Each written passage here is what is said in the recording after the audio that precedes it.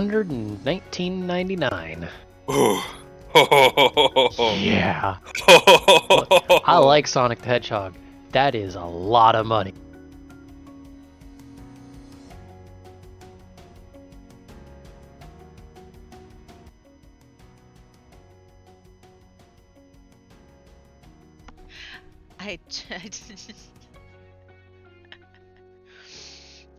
I just got it muted.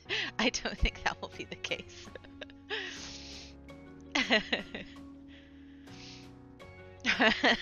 I mean, as soon as you're ready to go live, sure, absolutely. Just say the word. I'll hit the button.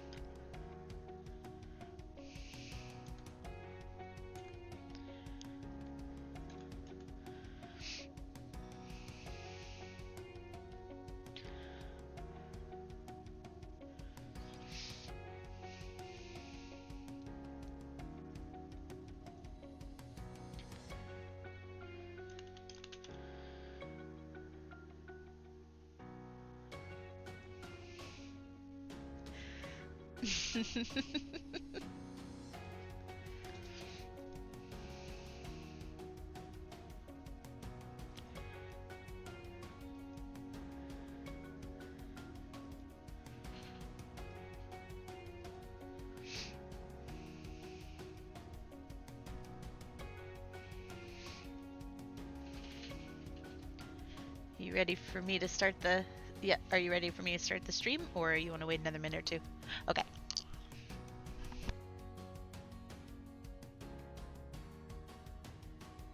Thanks, right? Let me look at his stuff. That's not that bad. That's really well done.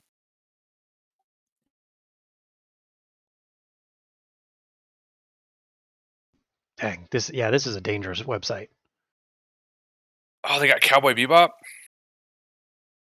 And like the picture from Amazon for that Ink Eyes figure, honestly, like it's a pretty bad picture and does not accurately express how good these figures look. Oh, for sure, yeah. I might as well. I'm going to post a link to the website in case anybody else is curious to what Foob and I are gushing about. What I'm most nervous about is I'm looking at all brands, and there's a like price range. There's 222 in the 0 to 99.99 Mm-hmm. price range. There's 6 in the 1,000 to 19.99 range, and there's one above the 2,000. I want to know what costs more than 2,000. Oh, of course, that makes most sense. Makes complete sense. It's just it's Bayonetta's guns. Okay. There's a okay, I got it. I'm leaving the site right now. That's dangerous. This place is dangerous. Yep, this place is dangerous. Hi, everybody. Hello. X and Sav, welcome. Danger, danger, danger. Will Robinson? No, fuck that guy. Warhammer stuff ever since Zell talked to me about it, but I don't think I can into that because I haven't done any of the other 39,000 that came before it. Yeah, that's pretty reasonable. It's really difficult. Good news. You got plenty of time. Start at 1.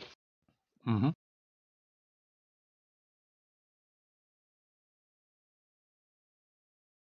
Now, real question. Quick, I'm going to add, I just ordered a bunch of Chinese food because we didn't have a lot of time between me working on stuff and going live. So I'm going to be eating while everybody else is talking. That's fine. Just weaving that in and out. That I have is a question. The most real D&D night I've ever attended. There's always food at the table. Oh, yeah. I have beer. Also on theme. Nice. Mm-hmm. A lot of beer. I'm back to the hard seltzers again, just because I'm trying to cut back on beer. I feel you. I was gonna go with those, but they didn't have my favorites in store. So what is your favorite? I'm a really big fan of the High Noons. I don't think I've had those yet. It's basically vodka and soda with like flavoring. It's real good.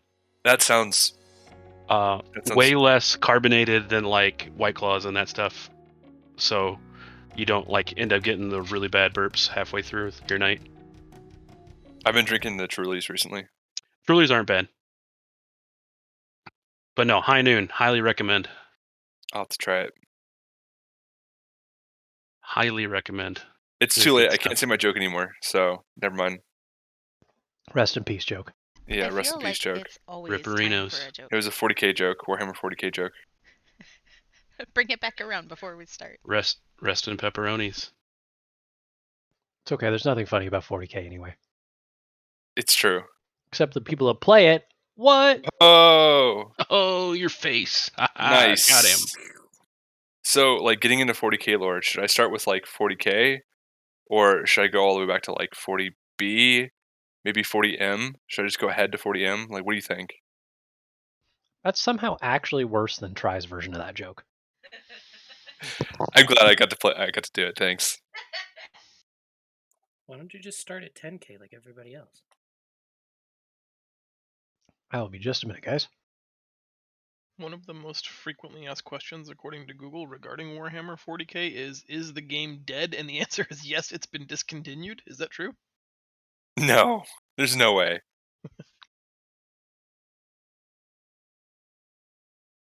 Or is there a way? Or is there? Yeah.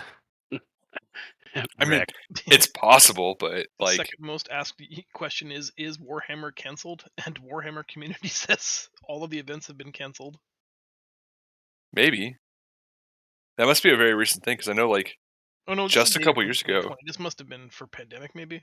That had to have been pandemic. I know, like, one of the people I work with, her husband's, like, really big into painting miniatures for it and things that way. Has his own little side business. Oh, I'm definitely not good enough for people to pay me. That's not true. He's not either. No, but again, we're in bumfuck Ohio, so you know, we have limited availability to.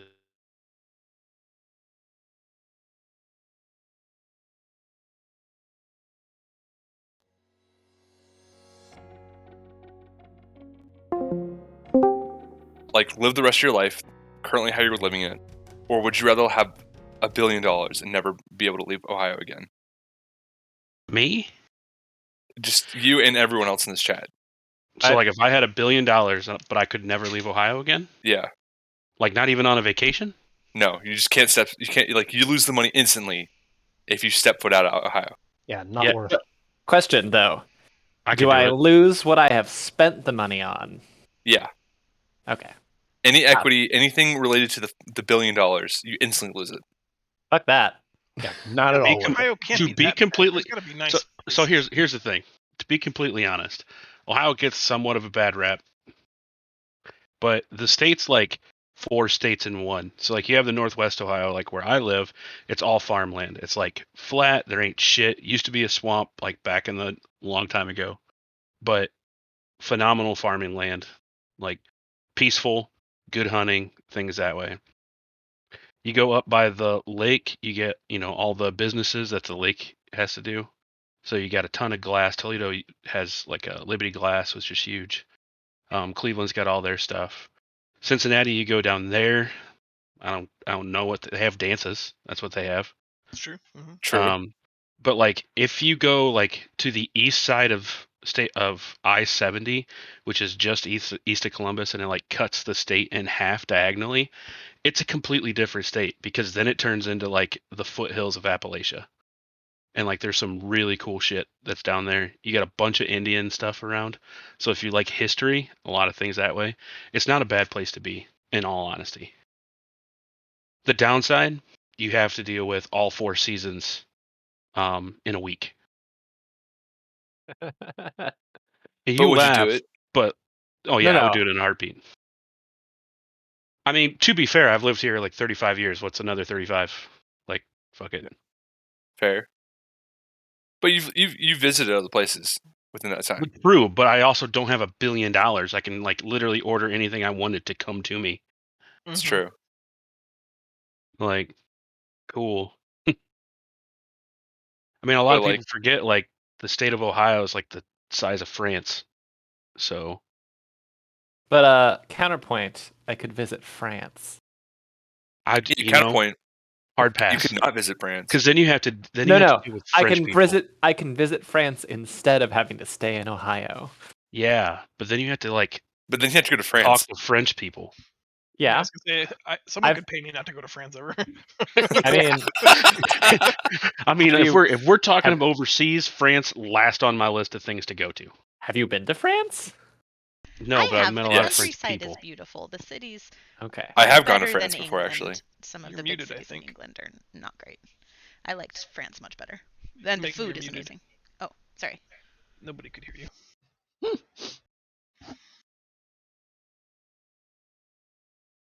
Meg's been. She likes parts of it. Some parts not so much. Like, I'm sure Okay. wine country is like pretty cool, Mm-hmm. but like, there's a lot of places in the States that do good wine. So, like, you guys live in a really nice wine area. It's true. All right, guys. I'm going to fire this off because it's a little after 7, and I realized that everybody was here like 5 minutes ago. Yeah, but I was trying to buy you time to eat.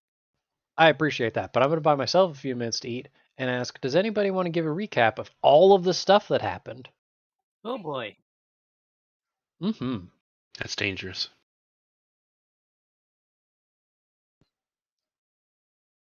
I know that we decided that we were looking for the people to be our backers to get into the little event. I can't remember exactly everything about the event. That's fine. I'll fill in the holes. But we were followed by a band of misfits that were trying to one-up us to get to places. And we had a stern confrontation that did not come to fisticuffs because I can't roll for shit. It's very depressing.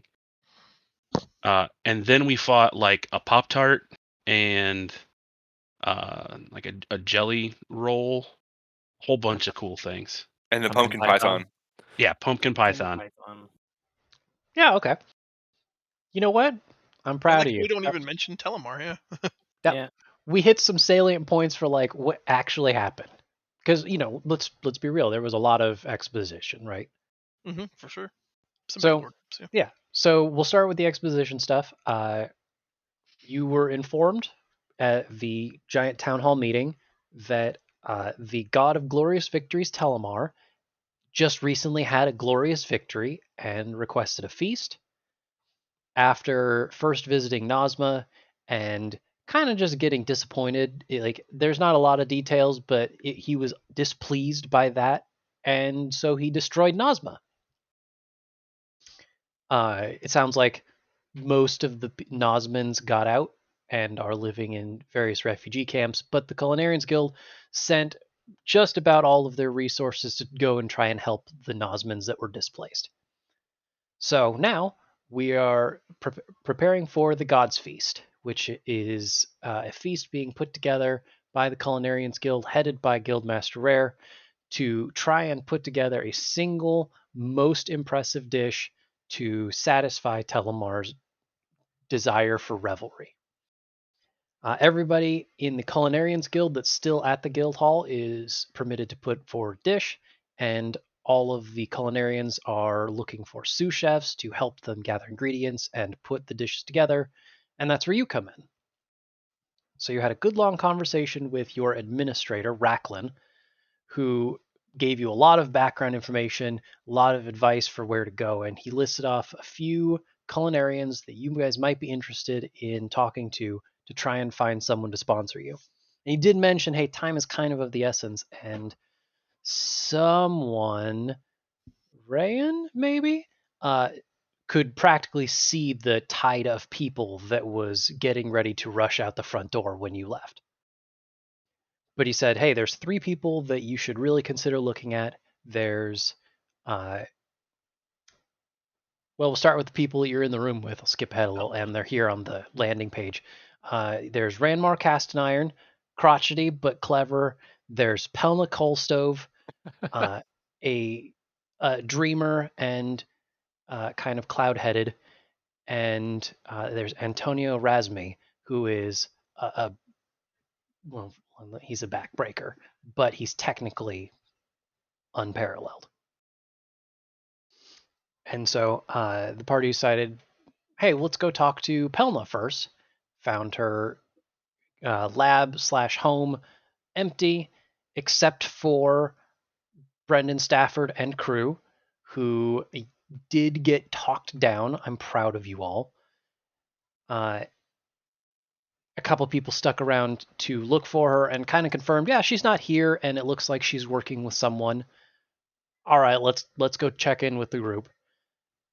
And the group found her in an animated conversation with Ranmar Casteniron, just kind of talking about theory. And so as the party kind of caught the tail end of that argument, Ranmar suggested a test to see if the party was a good fit for the sponsorship. And Pelna, maybe excited, maybe just going with Ranmar's suggestion, started conjuring up food-based elementals. And in doing so, gave you guys your first taste of combat, which went very well for you. It went terribly for me, but that was funny. Was that a pun? It totally Taste of was. combat, yeah. Made sure we Excellent. got our just desserts. Mm-hmm. Let's see. I just realized I'm on push to talk. I've been holding my mouse clenched tight for the last 5 minutes. Oh, there we go. So much better. All right. So with that, you guys finished the first bit of combat, right? You very handily took down the desserts that were presented to you. And so I'm going to learn my lesson and give one last check to the room before I send you guys back to the scene we were at. Hey. Where we find ourselves literally seconds after this combat ended, right? We had just finished off, I believe it was the Hop Tart that was last. Mm-hmm. Yeah. And one health. And when we got to that point, Pelna seemed actually pretty content with herself. Ranmar was frustrated and also kind of amused because Pelna's summoned creatures had not done very well in combat. And so we ended, and we'll open up with Ranmar stirring a pretty large soup pot up in his lab. He says, No, Pelna, that was subpar, we'll say. But don't worry, I have just the thing for you. And he takes a quick taste of the soup that's in the pot, nods, says, yes, this will do the trick quite nicely. Friends, allow me to introduce you to the Carnator. And he just reels up and boot kicks that chili pot, sending its contents spilling out into the dining hall. Within seconds, that soup mix begins to coagulate and take the form of a pretty large dinosaur. Oh. And so Nice. we are going to go right back into combat, which also gives me the opportunity to remember how to do that. Prepare yourself for ChiliCon Carnage. Also good. Do we need to Nope. re-roll for initiative? Yep, fresh initiatives. Make sure And apparently 1 hex. Hey. Interesting. Oh, I should I probably don't- turn off talk to myself. Oh no. I think you forgot to clear the turn order from last time? There's some new ones, but There's a lot of- there's a lot of 3. old ones. I see. Maybe I just need a refresh because I see like 10. There's 10. That's weird. Well, I'm gonna reload and see if that fixes it. I'm also seeing, like, there it is. Yes. I'm looking okay. I'm looking for the button. Give me a second. Also, I don't even know how that could have happened. Mira with that 20. Ooh. Mm-hmm. Also, a bunch of people don't have their name showing in the turn order. Yeah. Because those tokens... No, it's because the tokens aren't in other players' journals. That one's confusing for me too, because I can see that everybody should have access to everybody else's journal entries. I can only see Mira's. That's weird. Why is that the case? Looking for initiative. If you Zell double click on Mira's token, you should probably see can be edited and controlled by just her, but appears in journal, probably has all players selected.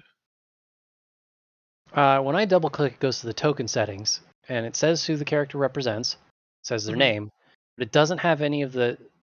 If you shift double click to get to the character select screen and go into the edit menu. Double click? Yeah, you tell me all sorts of stuff. Yeah, so when I go to the edit, it says that it's in all players' journals and can be edited by Mira. Sure. So and I make can sure do that. Everybody says that though. Yep, and I've double checked that. Oh, weird. And everybody should be able to see everybody's journal entries.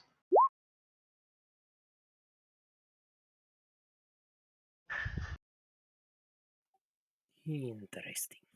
Big rolls tonight. Big rolls. So I will sit down and troubleshoot that at the moment that I have to, but otherwise, I'm going to see if I can get this combat started. I see what you're doing. You want us to familiarize each other's icon tokens. I do want that, yes. It's very smart of you to do this. Got Morthos. Okay. Let's get that initiative.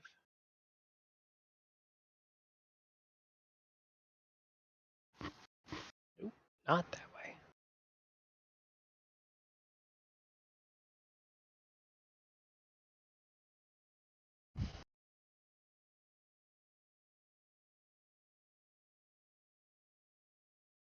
Okay. And then I have to remember to actually roll my own initiatives. Because I almost just said, all right, let's go. That's when we wail on Chili Dinosaur. Chili sore? Cold sore? Is it a cold sore because it's chilly? I don't. That's something different, Foob. I'll tell you about it later. Sure, it's not a cold sore because it's chilly. Yeah. Yeah. Okay. I also want to roll 2.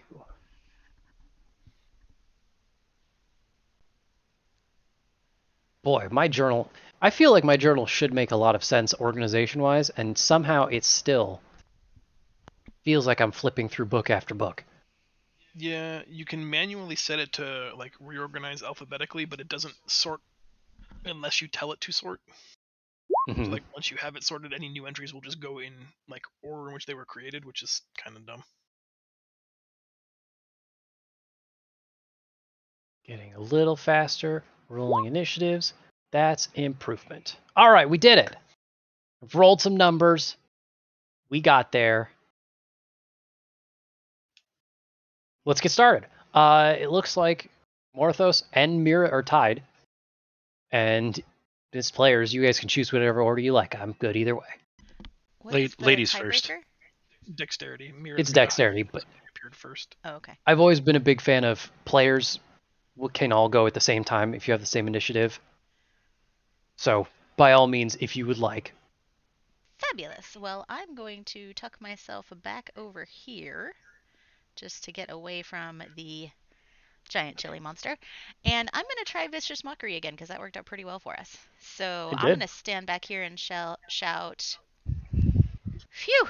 Have you just cast Stinking Cloud, or do you always smell like that?" Nice. All right. And remind me if that's... There it is. DC of 0. I think I got this one. That seems doable. Mm-hmm. Oh, that's not right. Probably not. But I'm going to roll a wisdom save anyway, and then we'll compare it if we need to. And one of these days, I'm going to stop closing all these character sheets the second I don't need them anymore. Boy, that's a bad habit. Wisdom saving throw. Hey, you got a 0. Whoa. That is remarkable. Yep. I can't believe that we didn't actually need to look that up. Okay, well, let's just knock that down 2 damage, and I feel like there's some other stuff that I should know about that, but it's not letting me look at the spell details. Disadvantage on next attack roll it makes. Yes. Okay. Until the end of its next turn. Does Vicious Mockery stack? I don't know. You can't have more than one instance of disadvantage, so yeah. But would it be like 2 attacks in a row? I'm gonna say no. Okay. I can't read this ability because it's gibberish, but I'm gonna say no, just in case. All right. Anything else, Mira? Nope. I passed her. Nice and easy. Morthos.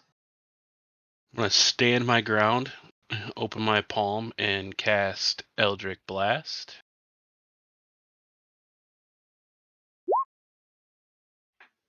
And I do have Agonizing Blast as well. Okay. A 19 definitely hits. So feel free to roll some damage, and apparently some with bonus damage.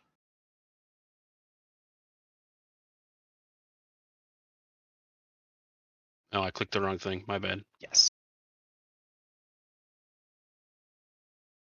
3. All right. 6. Well, 6. You doubled it with that agonizing blast. Heck yeah. I've finally done some damage. Let's do this. Mm-hmm. Okay. So Ranmar is still pretty content. I mean, and you would be too if you just kicked over a stew pot like that. So the best he's going to do is, with his arms crossed and a smug look on his face, fling my cat off my lap and look at Pelna and say, "See, Pelna, this is what we're talking about. This is the sort of creature that I hope you can aspire to." Pelna is displeased. And Hazel, could you What's up? advance the turn order? I sure can.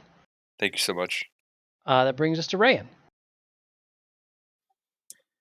Rayun is understandably just perplexed by this giant concoction. Mm-hmm. And hold on. Yeah, I think I got enough speed.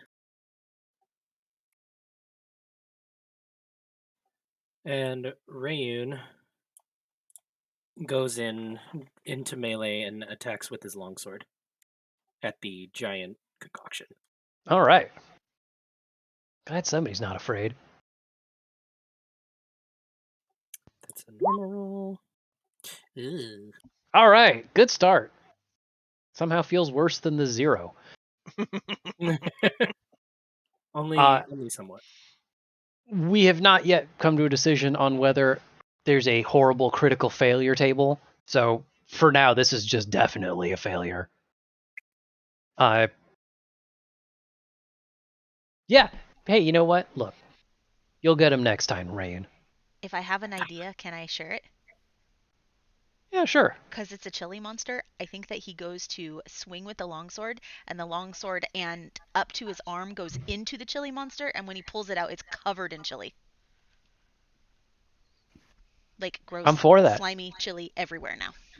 And he gets some cold damage?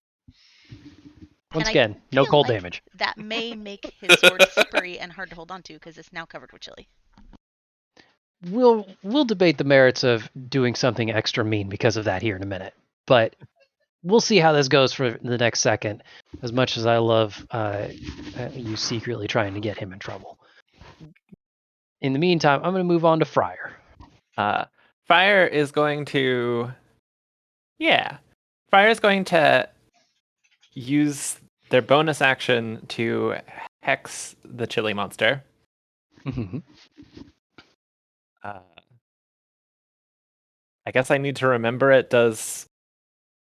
Do I roll a 1d6? Yeah. That's not what I wanted it to do. No.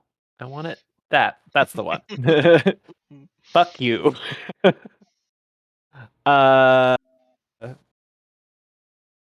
Yeah, and I choose wisdom saving throws. Or no. Ability checks. Ability checks are not saving throws, right? Or are they... That is true. A check is different than a save. Huh.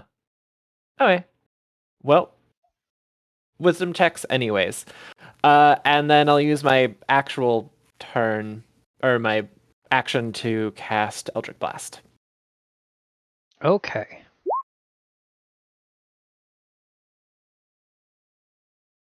Yeah. Hey, 19s are still good.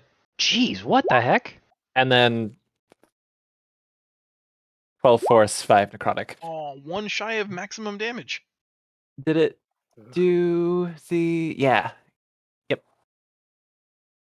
Help me out with this, just because I want to make sure that everything gets calculated right, and I don't want to mess up more with those numbers. But this one is adding charisma to that, and I want to make sure that that is supposed to be the case. That is correct. With Agonizing Blast. With Agonizing Blast. Yes. Well, so he's adding Agonizing Blast as part of his invocation. But the roll here for your Eldritch Blast just has 2 charisma added into it.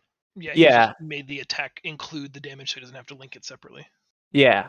You can do that in the like attacks and spellcasting section. When you open up the cogwheel for damage, you can add just charisma into your damage, and we'll just auto-calculate based on your charisma modifier. Okay. It makes it easier for me. The biggest part of this is making sure that roll was supposed to have the charisma modifier, because I just wasn't sure. Yeah. Okay. Let's see. I should probably actually mark that damage then. Oh, I've got so many windows open. Please get me out of here. Take a lot. All right. Sounds good. We'll move on to Holden then. Is the monstrosity a large creature? Oh, yes. And how wounded does it appear to be? Yeah. It's hard to tell because it's made out of food. But it really hasn't done much except look menacing in these last couple seconds. But some of these have gone really well. Some of these attacks have not.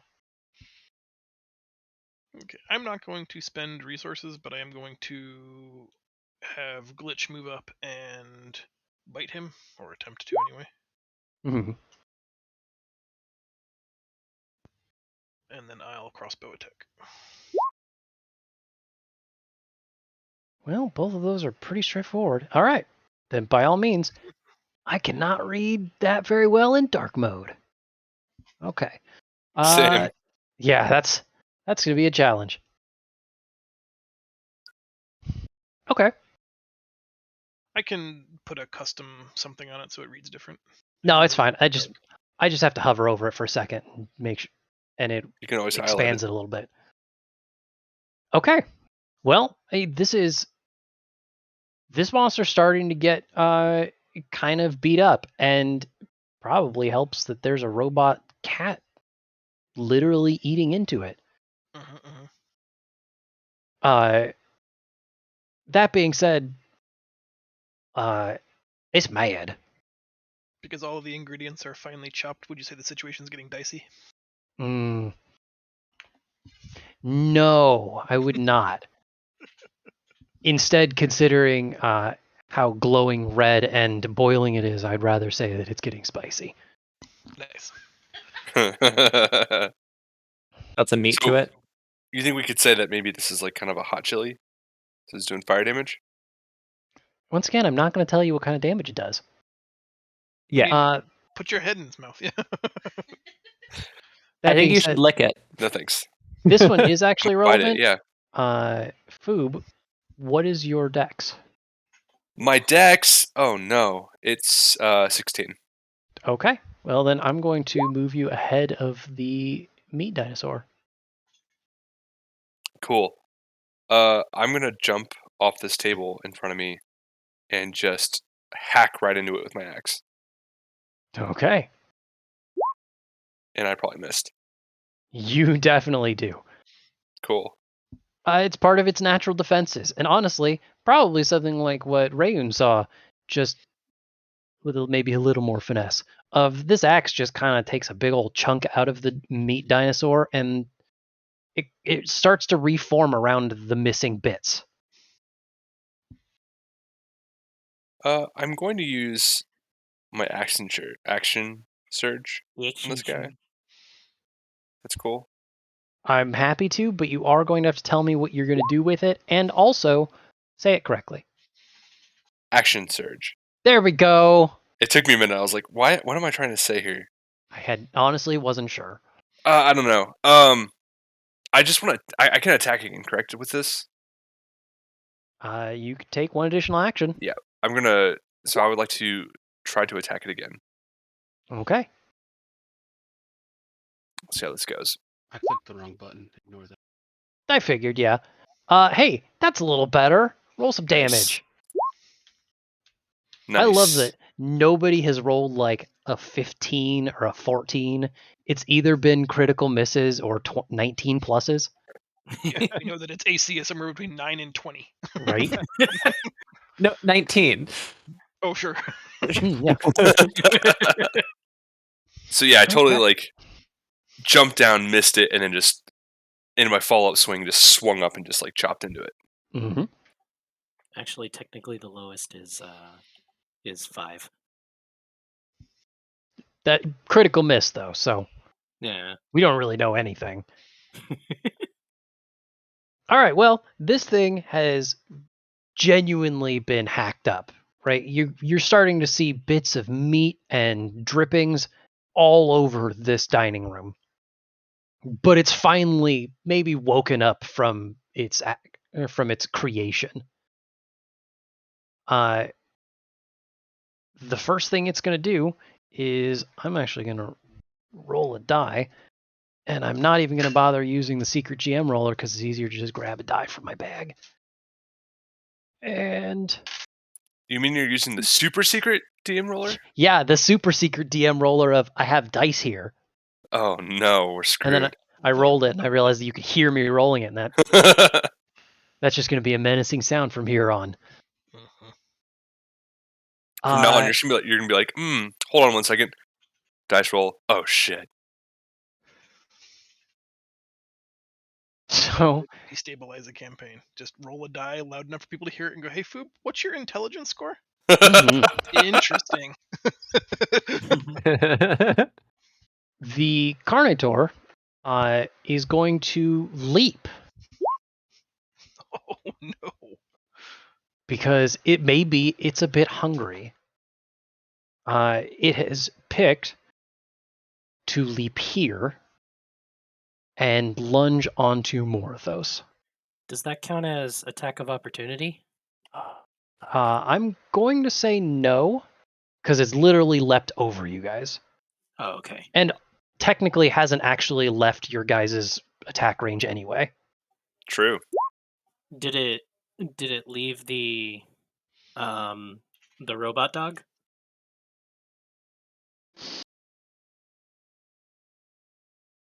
I'll give it to the Steel Defender.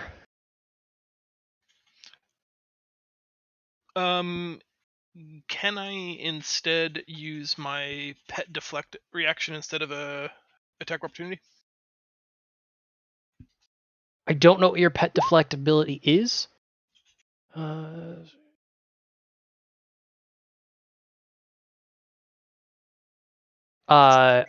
It can, but he does already have disadvantage on his next attack roll. Oh, then never mind.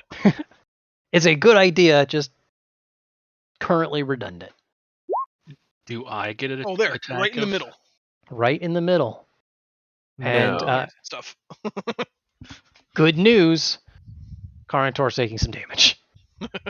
Hooray! Hooray! Rejoice, power attackers. It's at least 15. We did it. X, you do not get that attack of opportunity. It's only when it leaves. Oh, okay. Instead, I'm going to have you make a strength save, as this thing is lunging on top of you. A strength save, huh? Mm-hmm. Opposed to this strength check. Well, those are lovely. Those are powers. What those are? Wow. Wow. T-Rex arms. Tiny T-Rex arms. Big old mouth, though. So, I mean, everybody in the room sees it. This meat dinosaur leaps over a couple of heavily armored frontline fighters, finds the nice squishy ones in the back, and just starts chomping on them. And I'm pretty sure that means that I press this button. And that, hey, now we're starting to roll well. That kills me, by the way. Nope, that's the attack roll. Oh, okay. Oh, we haven't gotten to the point where I'm rolling d20s for damage yet. Please never get to that point. So now I roll this button.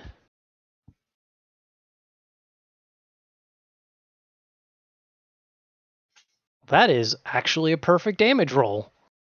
Right. See, 20 damage is way, way, way impossible. guys. Yeah. Oh no! That looks fantastic. Oh no. Okay. It's hate almost a you guys. perfect damage roll. Carnotaur go nom nom. At this point, this giant dinosaur is kind of just sitting on top of you and taking bites. You're currently grappled, but you will get the opportunity to fight that off on your turn. And also, I was going to say, people can try... Oh yeah, you do have resistance to fire damage. Look at that! So you'll take 3 less. So the people taking damage is me, Foob's character, and X's character. It's just Morthos. Oh, okay. Just me, sir. Yep. Just me. To answer your question, Feisty, I have heard that, and there is something in the water that I can't identify right now, and I will happily identify it and fix it as soon as I can. But in the meantime, it is not a game-breaking bug. Okay. So,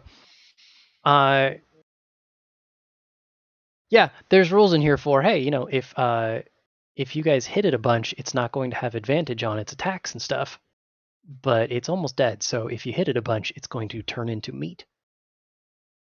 In the meantime, what's up? Wasn't it supposed to have disadvantage on the attack? You know what? You're right, it did. It was. So I'm gonna hit this button again. What a jerk. Sorry. Hey. That's know? more reasonable. What is your AC? Because that's right in the middle. It's 12. Oh. Well, Oh. Still wrecked. then we almost made it. That's All right, we unfortunate. almost made it out. Contract operation beat the meat. Yep. Oh my goodness. Jesus Christ. Of course. This is going to take 2 hands. Oh boy. Wow. I'm using a two-hander. I'll help. It's like a fucking shake weight in here. So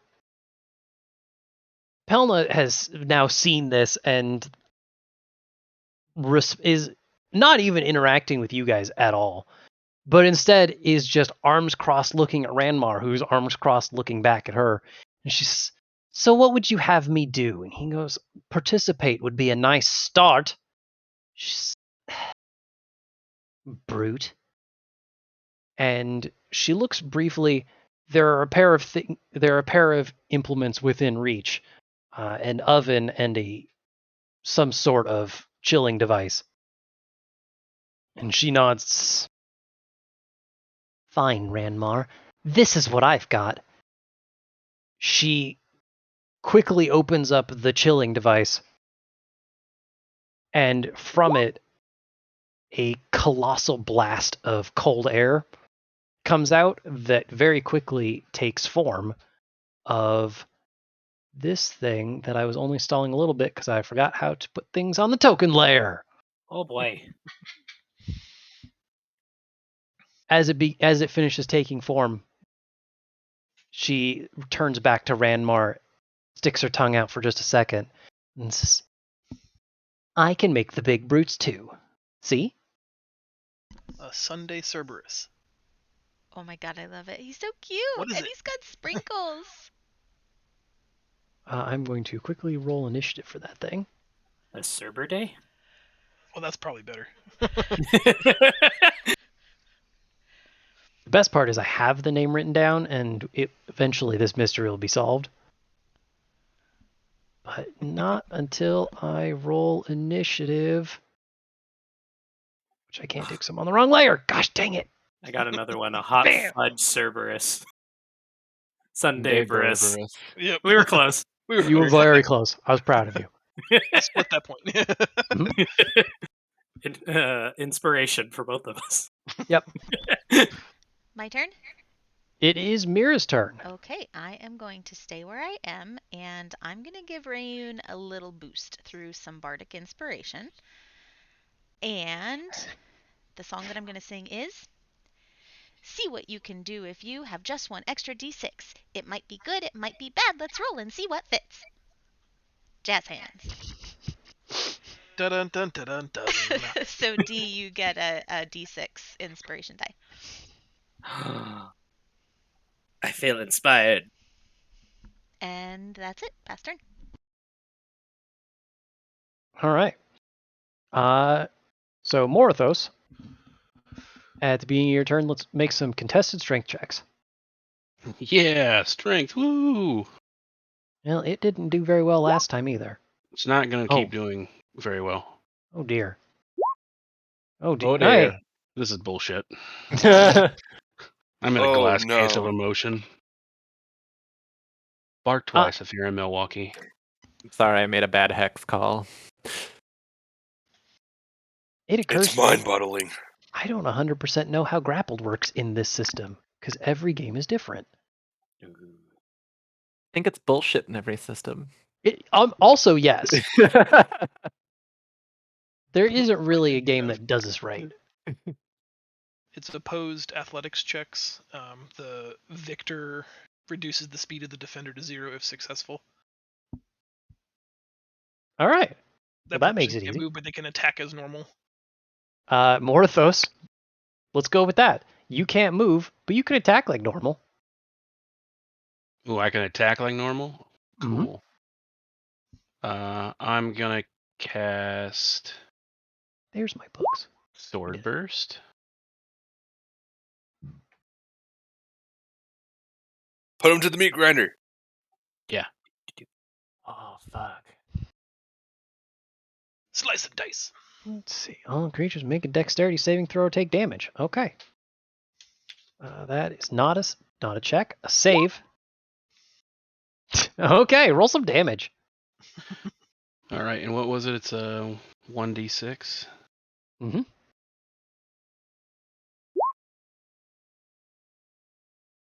Sounds good. Chipping away. And then I think I can use I have a bonus action too, right? Then yeah. Yeah. I'm going to strike. We're going to see the parasitic weapon. I rip off my hidden hand and strike with my parasitic weapon. Probably missed with a 7. Let's see. Womp womp. I assume this thing's hurt pretty hard, but I can't tell.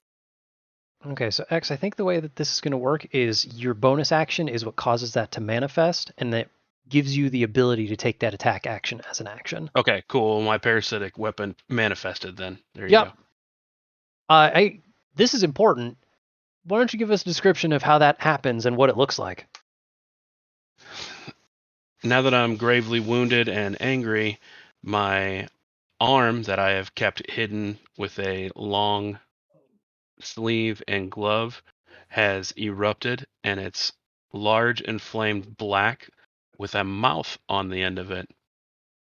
From that, it's almost oozy-like, and it's making a hiss sound. Nice. All right. Heck yeah. Let's see. That was Morthos. Ranmar is just actively, at this point, whispering angrily at Pelma. The two of them have completely lost track of any sort of combat and are instead just arguing about whose giant food monster is better. The Sundabros it gets a turn. I'm really glad that rolled well, because the Carnotaur going last was kind of a bummer.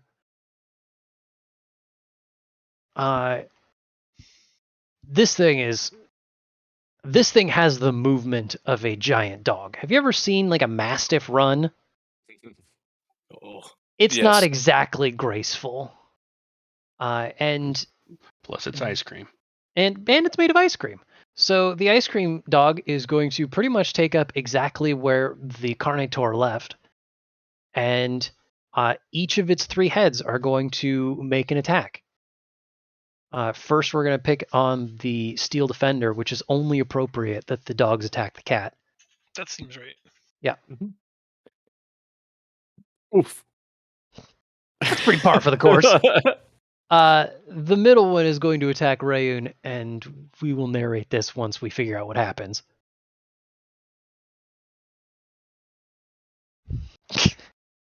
I don't know. Let's see what your AC is. 18. Jeez.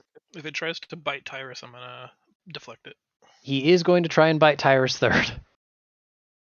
Disadvantage. I could do that. Disadvantage says, wow. It still bit me. Damn, It's dude, still Destin. big. Sorry. Ouchies. Okay. Hey, Ouchies. good news though. Now you get to find out what kind of damage it does. It's cold damage. And a It's lot. too much damage. Holy crap. I hate Too it. cold. Too cold. Wait, am I raging? Do I take half damage? No, nobody. Probably not. Oh, wrong character. Damn. I beam. Oh wait. There is definitely a scene as these 3 heads all try and find targets where the left head, you could hear me trying to figure out left and right there. The left head seems like it's trying to go for the wrong target, and the middle head seems like it's actually trying to corral the left head into taking an action. There's a bit of disagreement there, and neither of those 2 heads can make sense of it. The right head, ignoring both of them, just takes a bite out of Tyrus. That being said, now it's Rayun's turn. Woohoo! Well, I guess Boy, I will. You're inspired, Sav. Yeah, I know. It's inspiring. Mhm. So I can use inspire on my attack roll, right? Yeah. Yeah. Okay. So I will go ahead. I don't think it was just skills, right? Yep, attack roll, I think Yeah. ability check or saving throw even. Okay. Just not damage. Oh, that's so much text. I'm not reading that. Skim. Yeah, attack roll. All right, here it goes. And then 1d6, right? 11. 11 is not enough. It's better than last time, though. Only your sword is covered with food this time. Chunks of chili and chunks of ice cream. Yup. This is maybe not the best mix. I'm gonna go ahead and activate action surge. All right. And I will go ahead and attack again. Mm-hmm.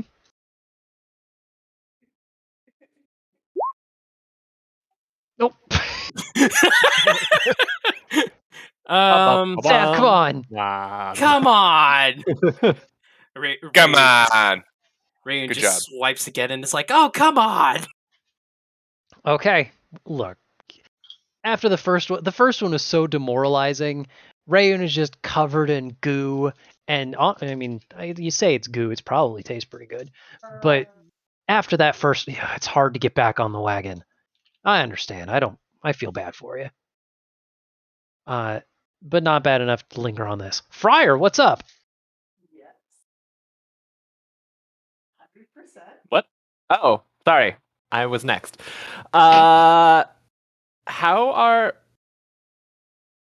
Who the fuck is everyone's name? Holden and Tyrus doing for health? Actually, I don't care. I care when someone goes down. Morthos is pretty badly wounded. Tyrus has taken a pretty decent hit, but is still standing all right. Holden is actually doing all right. He's in the bottom corner, just chilling. On a scale of 28, I'm a 16. And on a scale of however much Tyrus has, they're a what? That's Tyrus. That was Tyrus. Oh, sorry. Morthos has 5 left. Yeah, on a scale of 21, I have 5. Okay. I am going to first shoot Eldritch Blast at the Chili con Carnosaur. Mm-hmm. That does not hit. That does not hit. I think we just established 11's no good.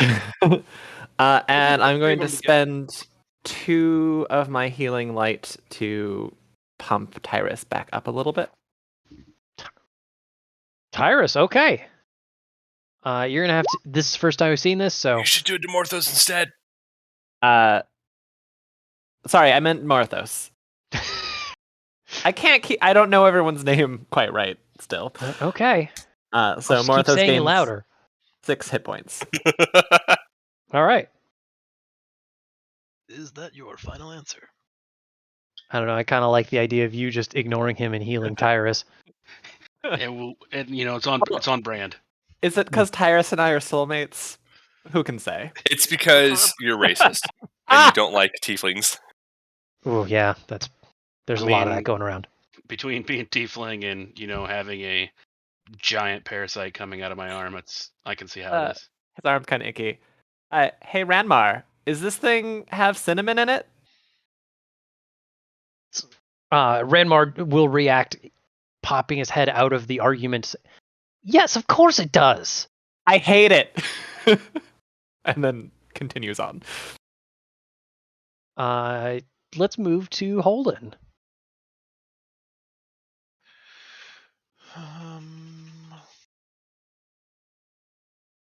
I'm going to hold position here, and I'm going to make my crossbow attack using the Magnetic Expo. Mm-hmm. Okay. I didn't actually hear who you're attacking, but I will say a 25 hits whatever you want. Actually, we should probably just finish off the Carnosaur. I'll target the Carnosaur. All right. Well, good news. Crossbow bolt number 2, just as good as crossbow bolt number 1. With the effect pretty similar to a good hit in an Unreal Tournament game, you shoot this meat dinosaur, and the enchantment on it kind of evaporates, leaving an explosion of meat. Sorry, gang. Ew, you beat the meat. You did beat the meat. Well, you beat the meat. At least I'm turned around and it didn't get in my face.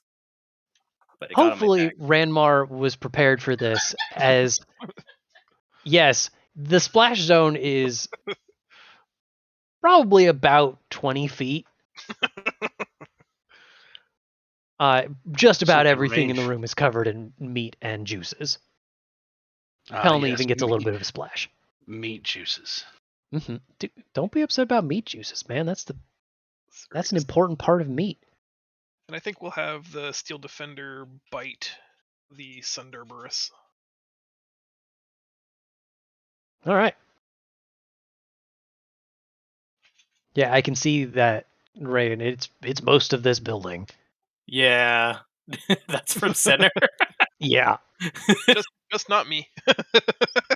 Oh, he got on the windows. That's why I start over here. My hex transfers to the Sunderberus. I remember reading about that, and I don't remember how that works, but I'm going to trust you on that. Yeah. Disadvantage on wisdom checks. Yeah, okay.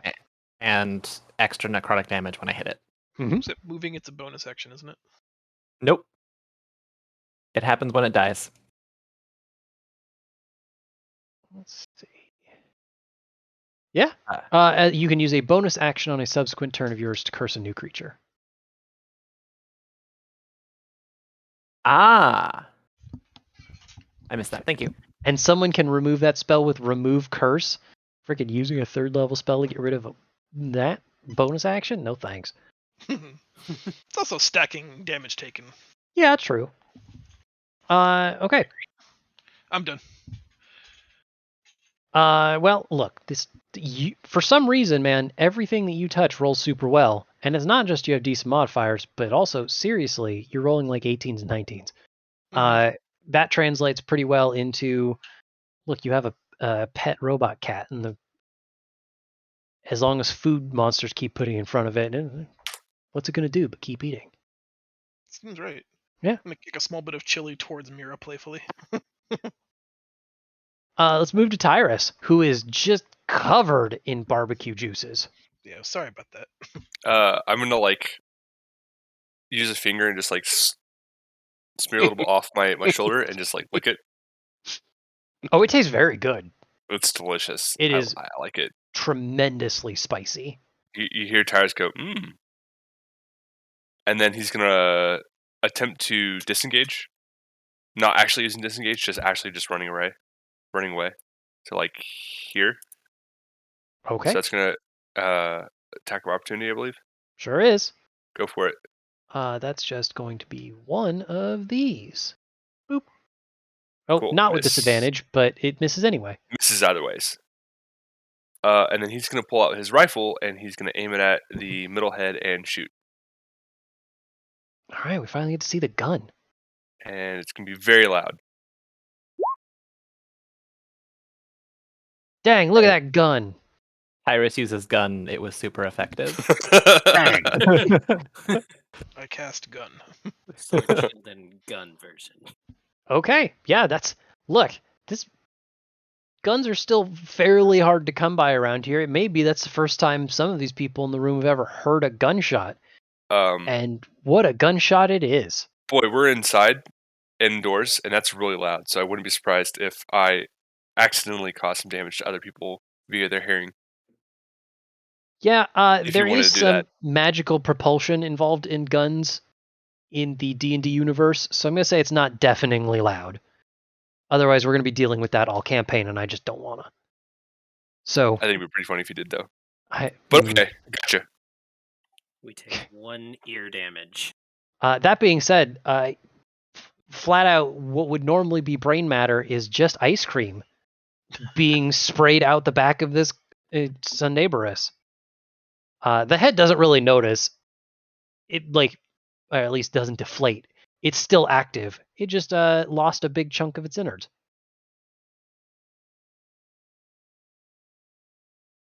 And that moves to not the Carnotaur, but Pelna.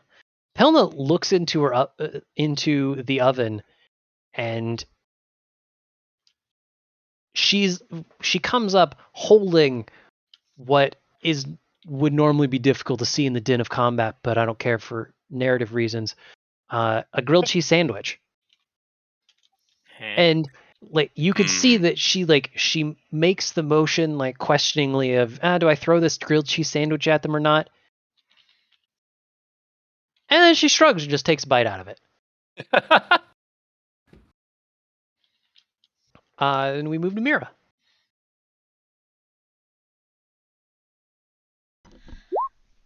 All right, I am going to actually try a short bow attack. So,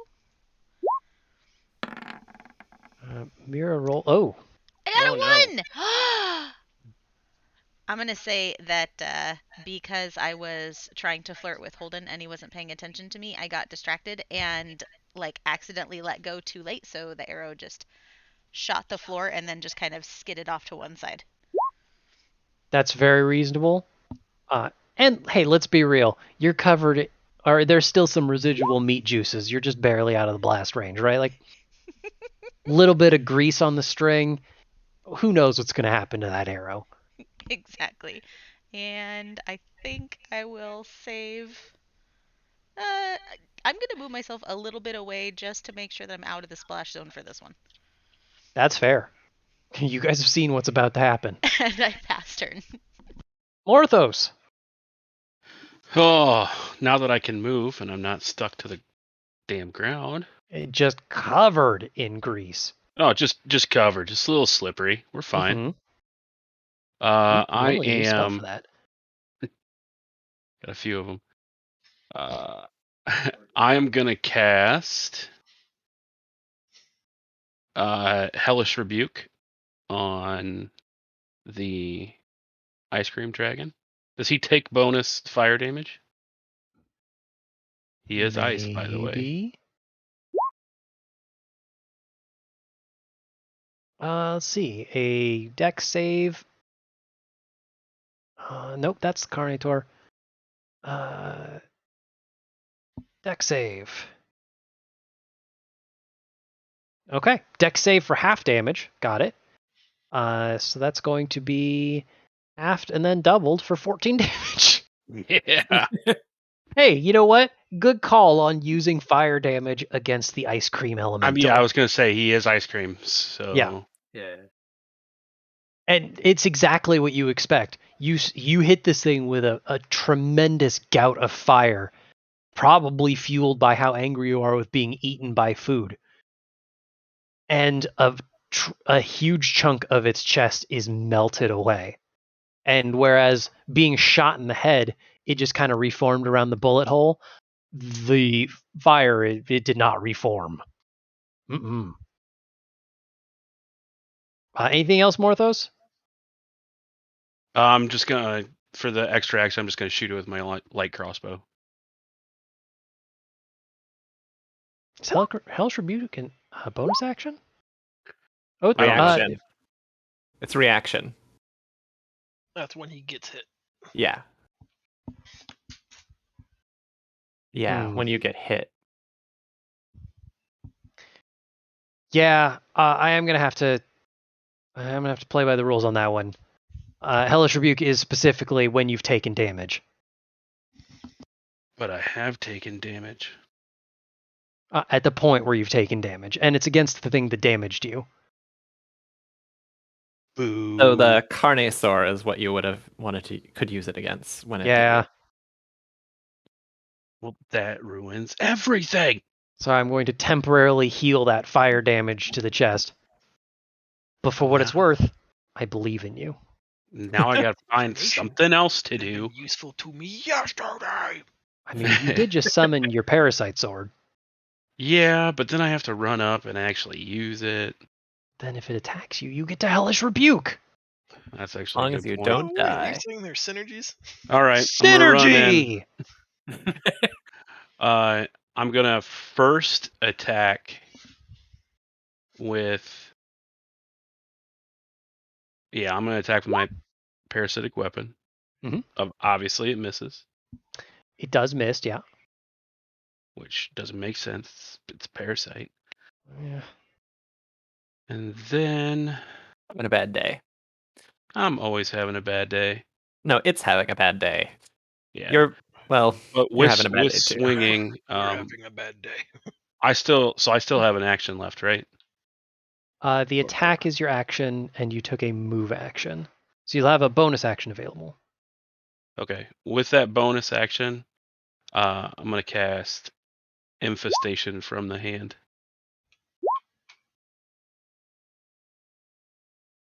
That's not a bonus action. Yeah. Well, fuck this game, okay?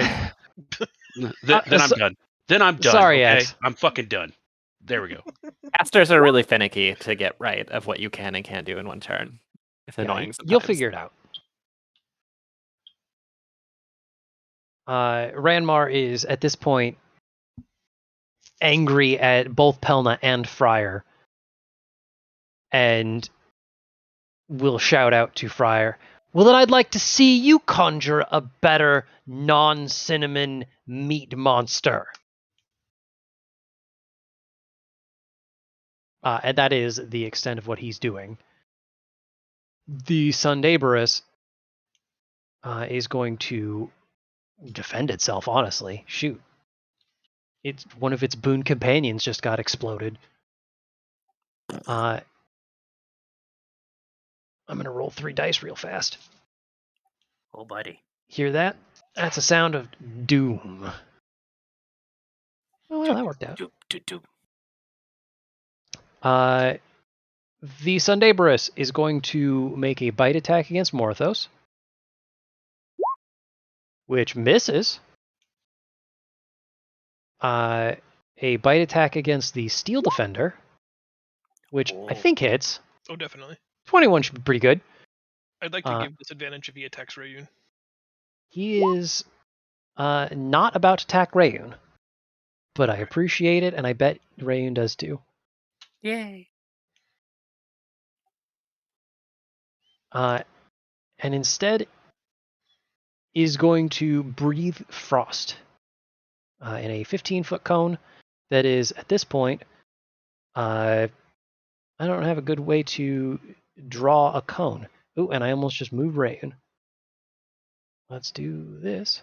Depending on where the cone is, I bet he appreciates that too. Right? Yeah. Middlehead is going to just roll it and target Rayun, and because of cones how work, it's just going to hit Rayun. All right. That's sentence. Because of cones how work. Yep. Look, I said it once, and I wasn't going to backtrack that. No, shouldn't. I'm gonna get a brain freeze. Would you give me a dex save?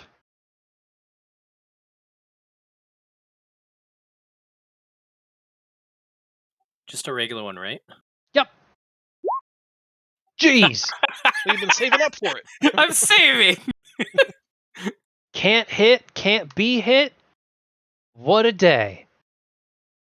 Okay. Well, you get breathed on by an ice cream monster. Apparently, it smells like mint because it's not that harmful to you. And if anything, it's quite pleasant. Does that also try to hit me since it's a cone? It doesn't. The cone would be effectively this. From my point. Yeah. Centered. It sounds like you want me to, though. Almost as if you have something that would happen in reaction. Almost. And so, you know what? Just for you, X, yes. I will have you make the dex save as well. Watch, this is gonna fucking kill me. This is Don't die. You're gonna have the best luck. Oh, buddy. But hey, you get to Hellish Rebuke, right? Remember, you wanted this.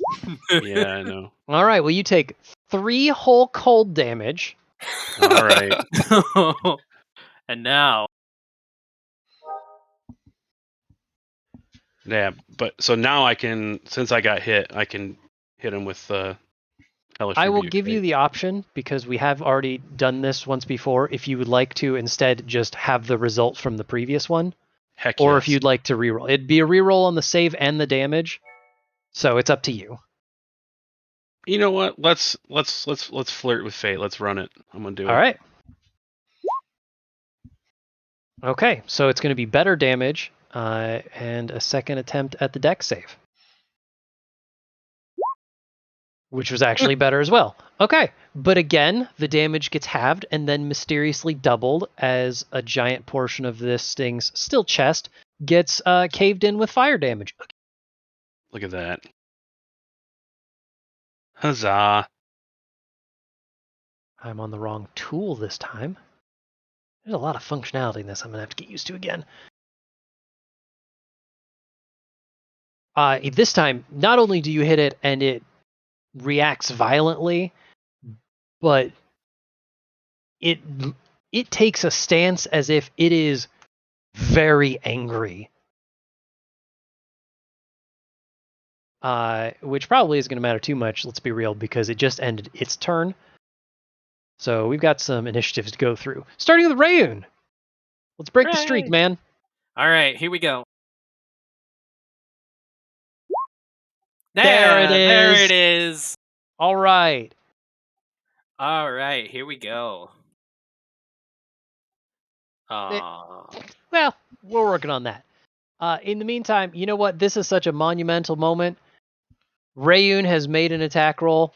What does this look like? So, like, as he goes in for with his long sword and just slices at the paw, he notices that it slices through it, but he's just so just giddy that he just like starts cheering like he just killed the thing, but it's still alive. Perfect. Glad to hear it. Let's hear from Friar. Okay. I'm going to use my bonus action to move the hex to the Sundabrius. Wonderful.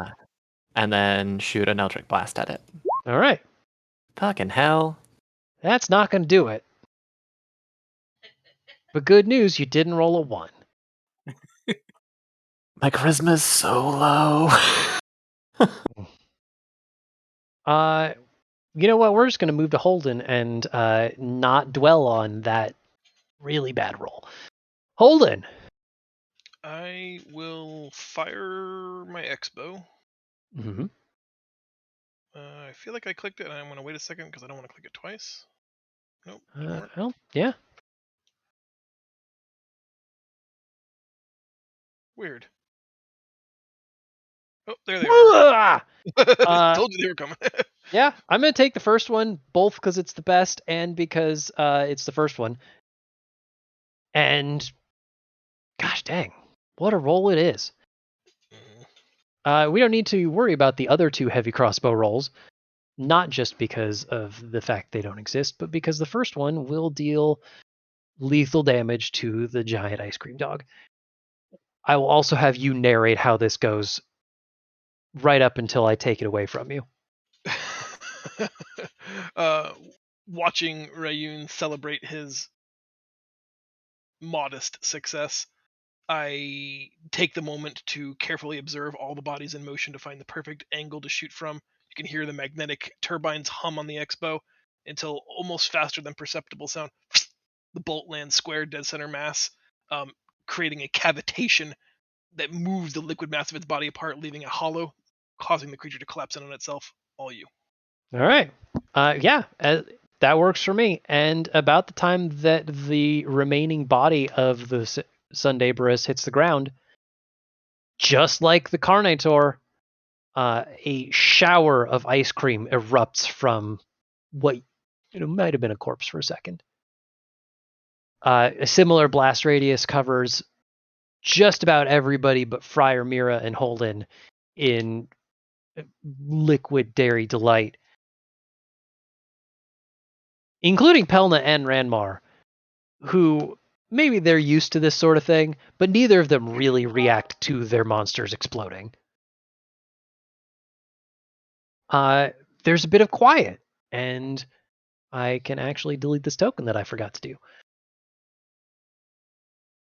And yeah, within about a second, the whole combat is done, and everybody's just kind of sitting there covered in some kind of food.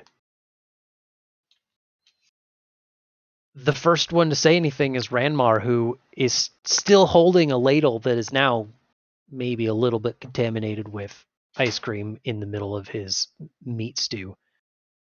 He tastes it anyways. No, Pelna, this is... Well, alright, this could be worse. Alright, fine. I think cinnamon might have been the wrong answer. Yep. It's hard to get cinnamon and meats together. What could we have done instead? She smiles and says, cumin. You were looking for cumin. I was about to say that.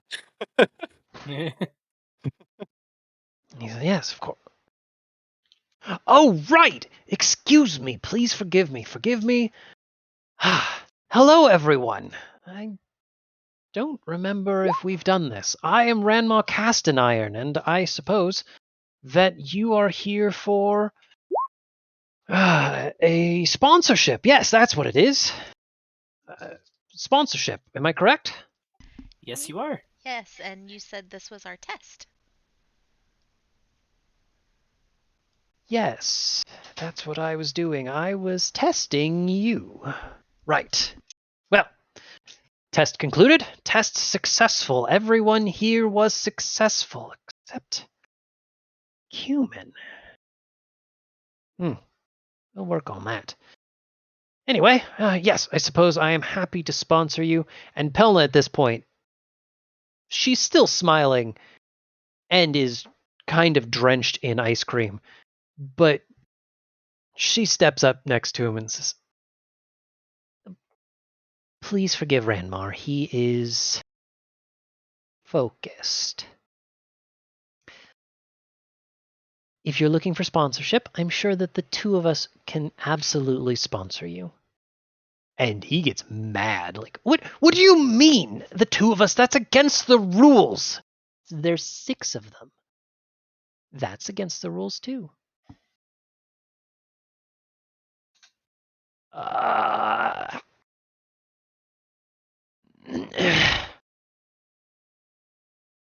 Fine. Perhaps. But they better be ready to work twice as hard.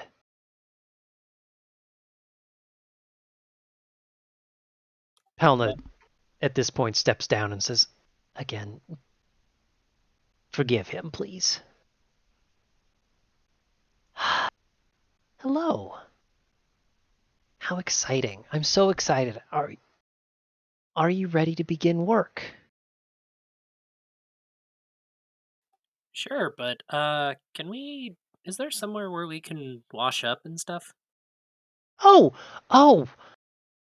no, there isn't. I'm sorry. Maybe take a short rest.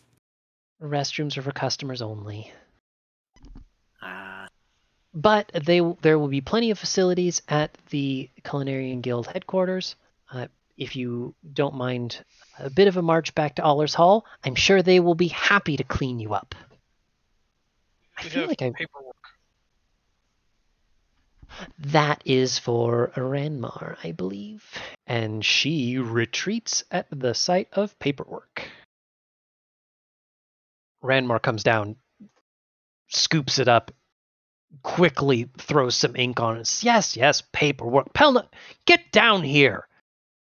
Just sign the document so that we can get back to it.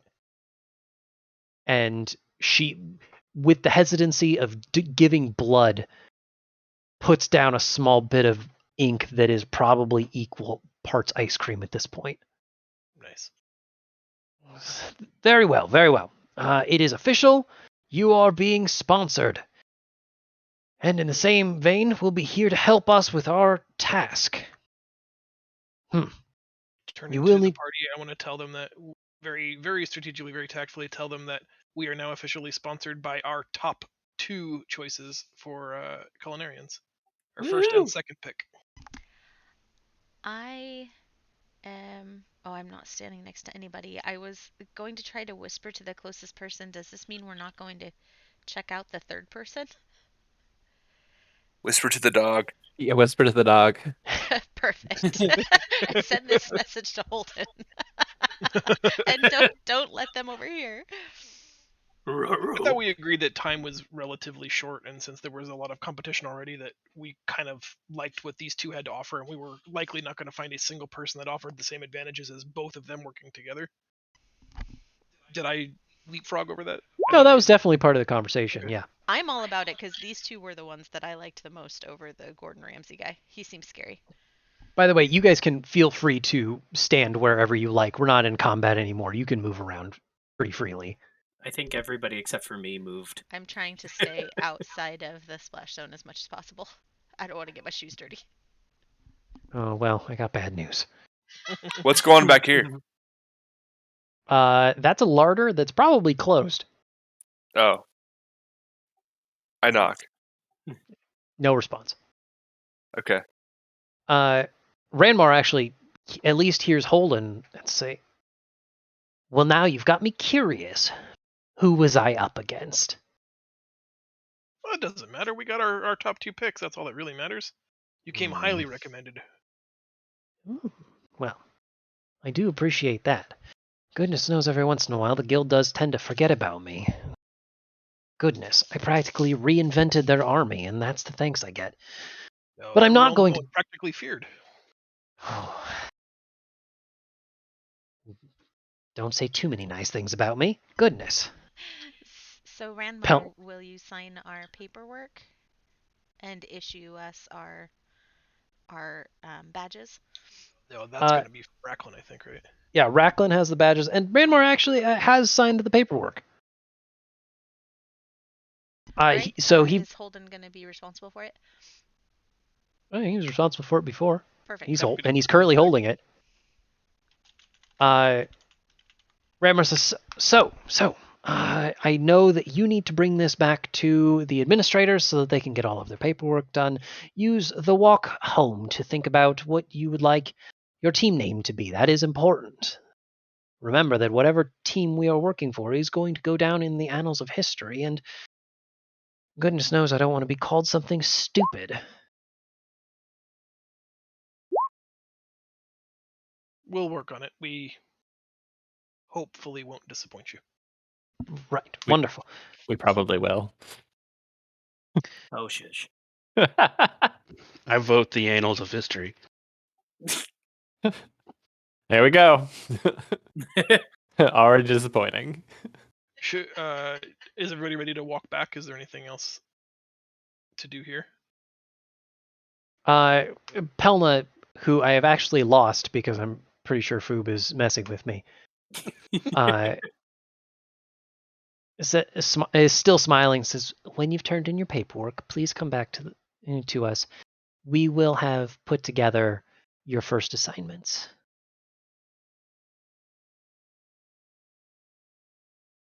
Ranmar nods and begins to sort of shoo you out the door and closes the door behind him.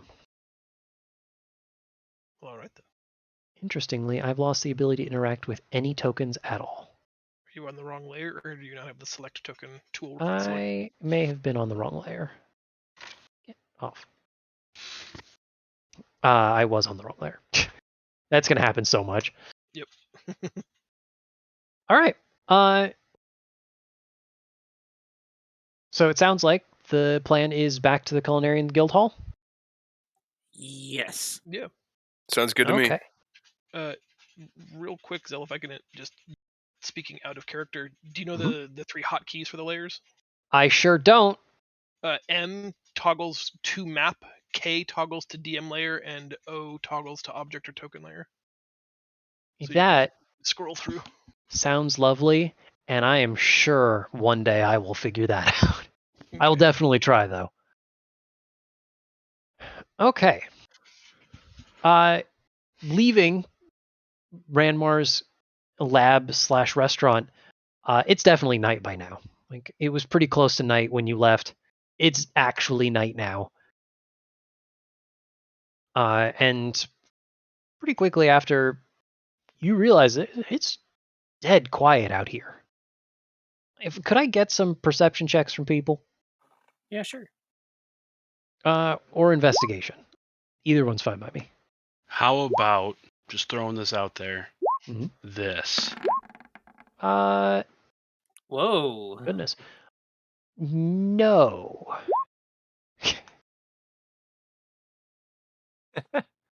It's more just an idea of getting an idea of what's going on.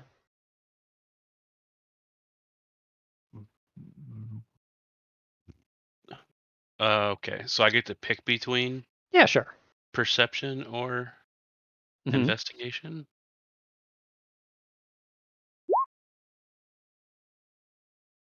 Okay. Well, Mira, you hear it first, definitely.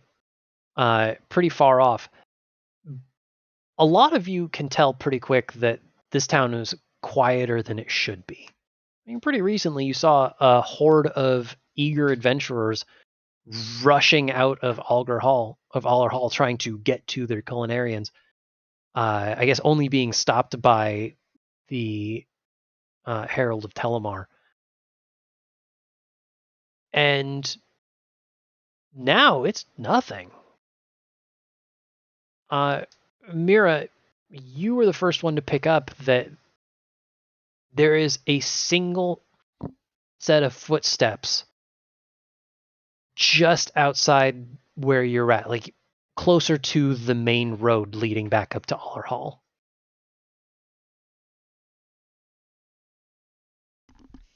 I'm gonna share that with the group and ask if we should hang back or try to see what's ahead instead of just walking forward noisily. Do we have anybody that's stealthy enough to scout ahead? I mean, I guess me, because my stealth is a 7. If that's what the group wants to do. Do you want me to stealth ahead? And see if I can peek around and see where the steps are coming from? That would as long be as you nice. can do it safely. You got my back, right? So I was not ready for this, but only I will go with this for now. From here on out, I am not going to have anybody ever roll stealth. Ever. Instead, I'm going to roll stealth for you.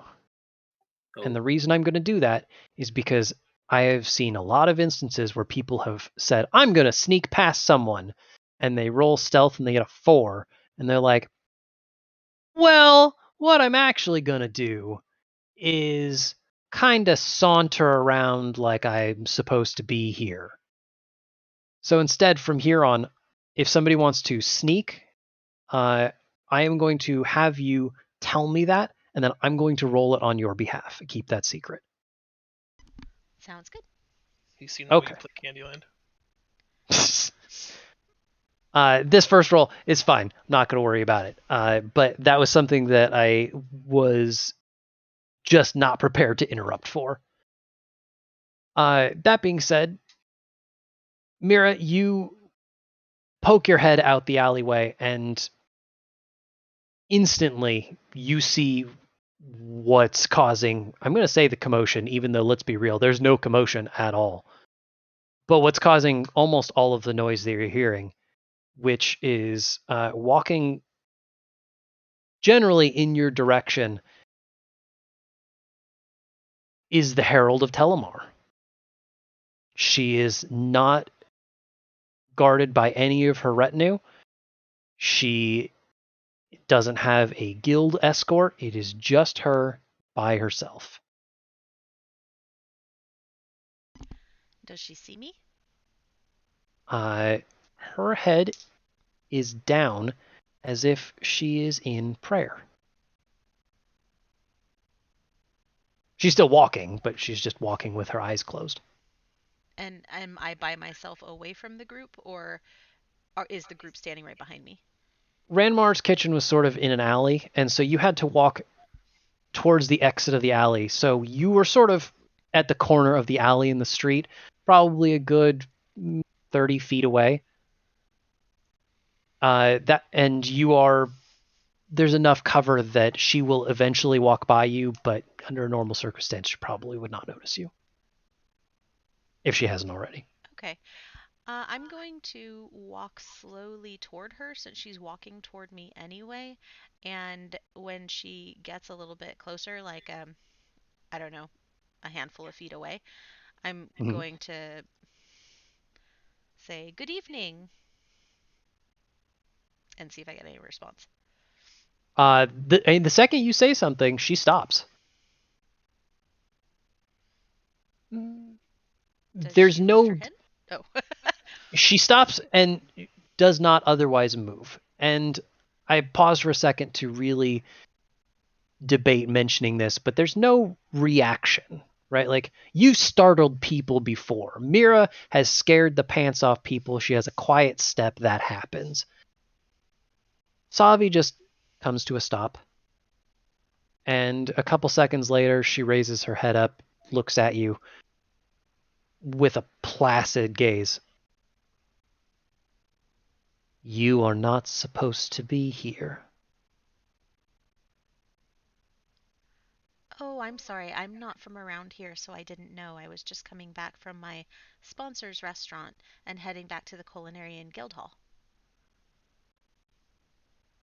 She toils against an eternal tide. Telemar will come swiftly.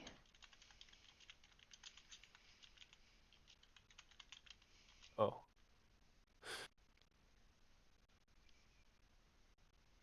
Do you like jokes? Might not be the time. Do it. My character makes jokes at inappropriate times. I don't know what else to do. She doesn't say anything, but her blank face cracks just a bit of a smile. What's orange and sounds like a parrot? Parrot. A quiz. How wonderful. Please, A carrot. enlighten me. And I just stand there with a goofy smile on my face. She closes her eyes for a second. And I get smited right there. I'll roll a new How the world character. ends. Goodbye, Meg. Dear Telemar, not worth saving. All the swifter. And she lowers her head. Mira, I'm going to have you make a perception check as well. Okay. Or a second one. Because you're kind of on fire right now. That seems right. Excellent. Okay. Yeah. It's hard to get a good read on what just happened. Her smile doesn't leave her face for what it's worth. She doesn't really change her face at all as you finish her joke. But she slowly begins her prayer walk again and leaves you in peace. Is there anything that I can do during this exchange to signal to the group to either hide or stay back in the alleyway as she passes through so that they don't also get seen by her, or has she already seen them as well? You know what? I don't think that's too big of a deal. They were already kind of on alert that they may need to hide. Like a little hand behind the back, just gesturing slightly. Yeah, just kind of like brushing back behind you. Yeah, not a problem. Then I will wish her farewell and safety and satiation to you, and slowly start walking in the opposite direction. You hear her as she is getting back into her prayer chuckle a bit and say, safety and satiation. And that, with that, you'll have enough time. Yeah, you can reunite with everybody. That exchange was not particularly quiet, and also it's dead silent outside. Just about everybody in the party could have heard that pretty easy. Okay. So I don't really need to fill them in other than just, I'm sure someone goes, a joke, really? Yeah, you can absolutely fill them in if you want. Okay, I'm going to be like, I panicked and told her a terrible joke. Yeah, we heard. A carrot, really? So where are we supposed to be if not here? Where is everyone? That's a good question. It seems kind of eerie that it's just us and then her out here. Is this area of town usually this quiet at this time of night? You've lived here for a little while. No, this is very abnormally quiet. Okay. Friar is rather unsettled right now. Was there a curfew put into place after the Herald came to town? There, you have all of the information that the town criers have put out on that flyer saying, "Hey, there's a meeting." Okay. There hasn't been anything else, and you certainly don't hear any town criers right now.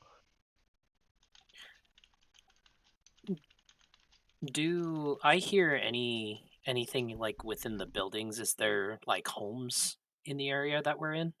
You know what?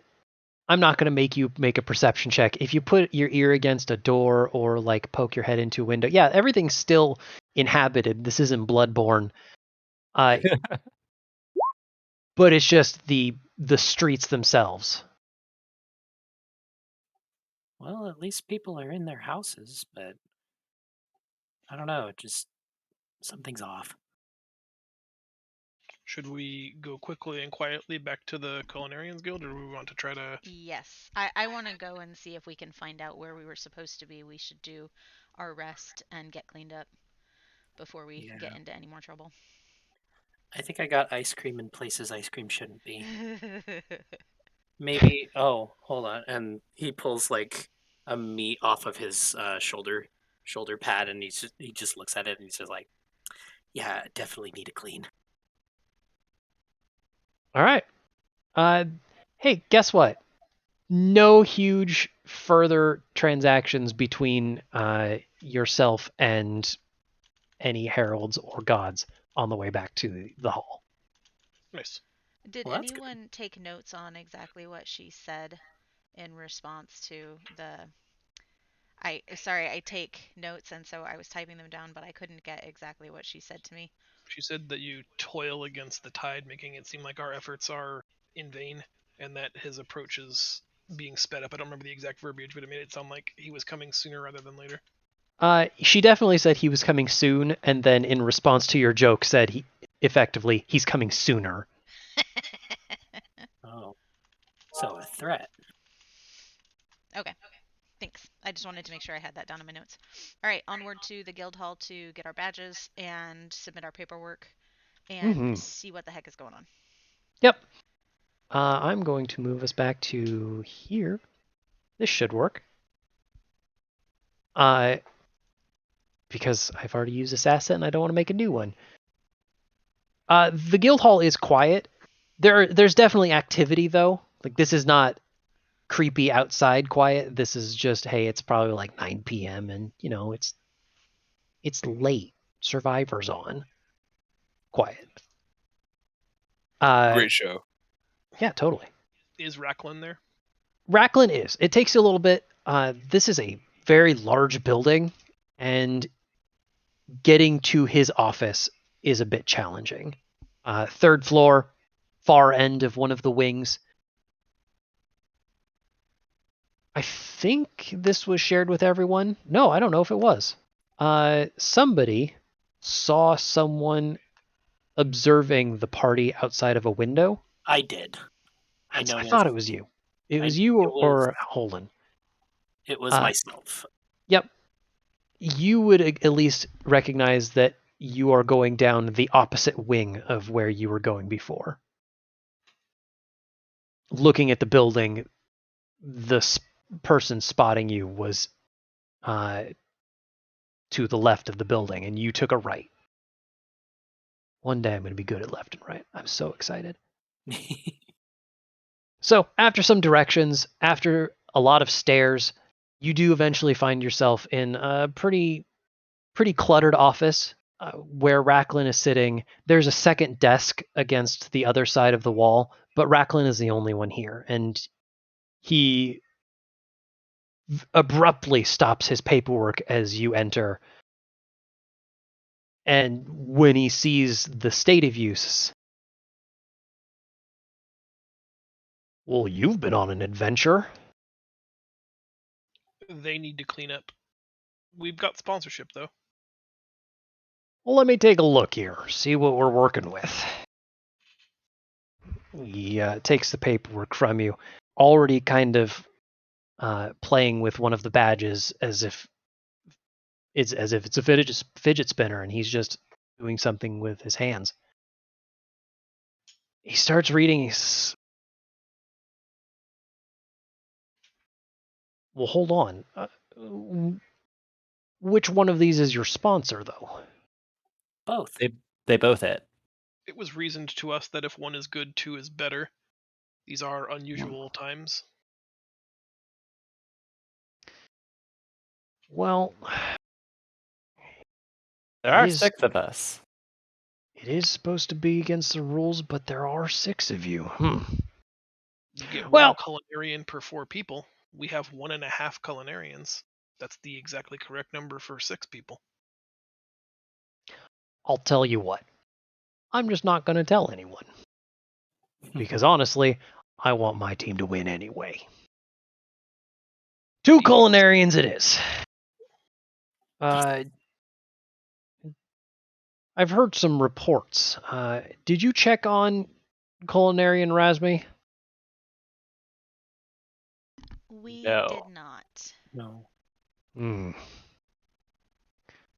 Why? What's going on? We just haven't heard from him in a little while. I'll have to put a bill up and see if we can get some adventurers to go and take a look. It's been a couple days is all. Well, I am missing a team name here, and I'm going to have to write that down. Did you come to a decision? We had some good ones last session, and I don't remember any of them. I think they were written down. They were the chat log. colon stuff. Team Tall Order.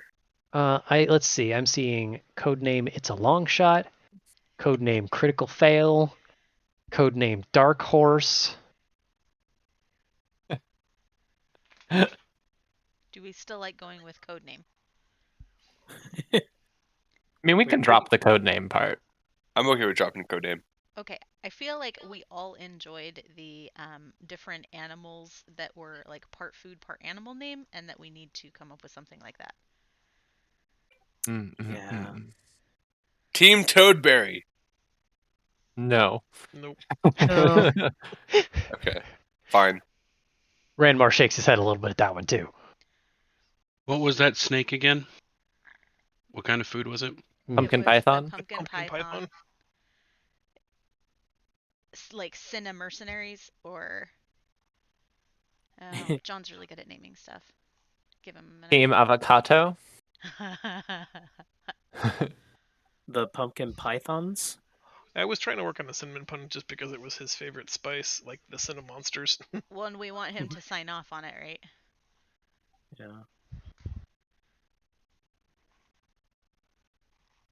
Yeah. I mean, Friar would be okay if it wasn't cinnamon themed. How about the Magnificent Marmalades? Hard pass. What about Racklin's Brigade? Oh, Trollin's contribution from chat is will guac all over you.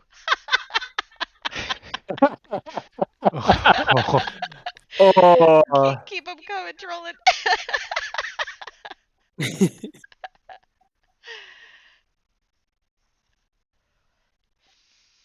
I'm throwing Cider Brigade. Team there. Bad Hair Day, but hair is spelled like the rabbit. Oh. Ghost Peppers? Do we have a rabbit? Or the Wild Hares. Feisty, say yours again. Ghost Peppers?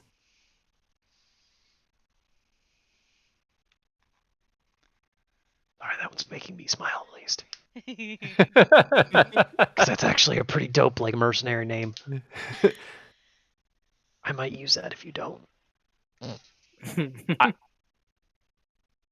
I mean, I really like it, but, like, we can also go with something else, too. Look, I got a lot of teens to name. Yeah. Like, please take that, or, yeah. Oh my god, walk and roll.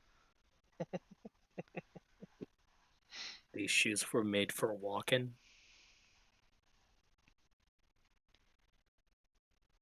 through all of this, Racklin is just sitting there honestly smiling. Is it possible for us to continue this conversation while we are cleaning up and let him know on our way back to pick up our first assignment?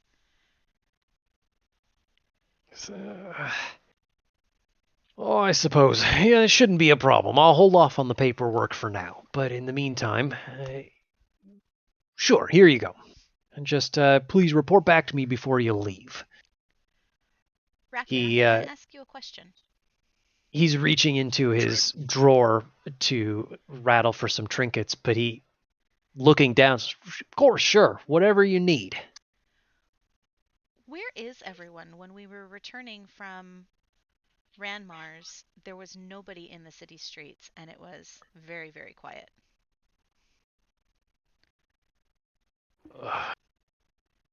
Well, that's weird. You didn't see anyone from the host of Telemar, did you? Mayhaps. That must have been it. Strict orders. The whole city's supposed to give them a wide berth. You understand, we don't want to accidentally do something to upset the host. Oh, okay. You mean like make an untimely joke? Exactly, that sort of thing. We're still trying to be on good terms with them. That sounds... Rain slowly looks at Mira.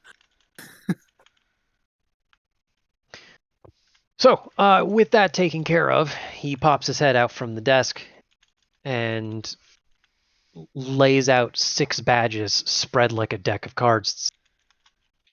Welcome to associate status with the Culinarians Guild.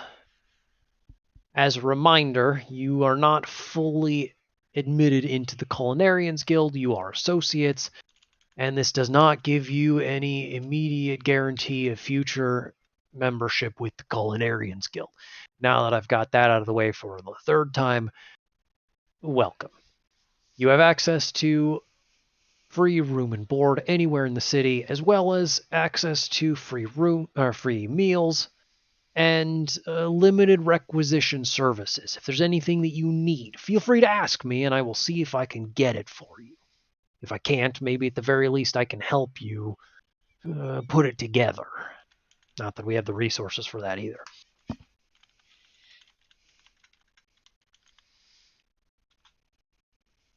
So with that, I think we've covered everything last time, but I'm going to ask, because this is almost exactly my job, I am here to help you as much as absolutely possible. So is there anything I can do to help you? Any questions you have, any services you need? They could certainly use a bath. Yeah, definitely. Is there like a bathhouse or?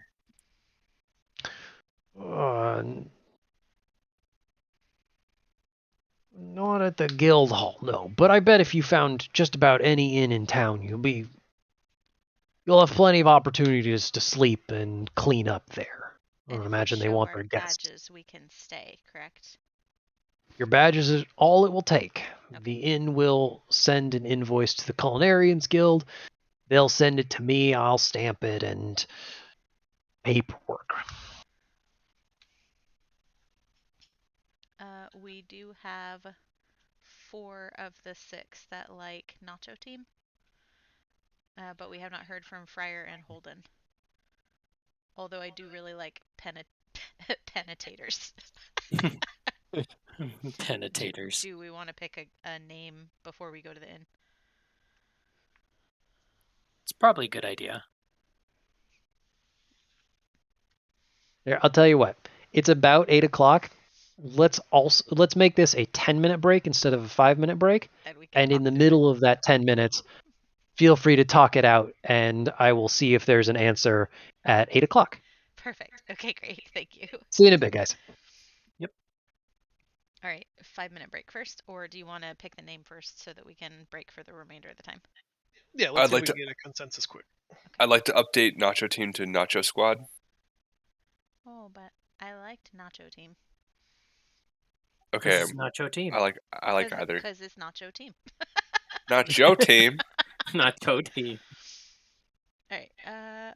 No bites on Chef's Special, huh? Team Chef Special.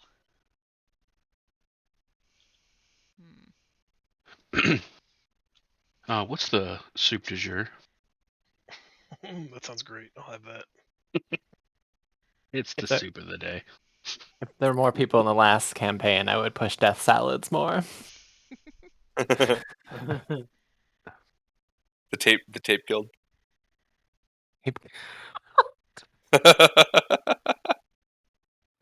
I also like Fairy just Kale continue Heroes. on from the previous campaign. Just call us the tape guild.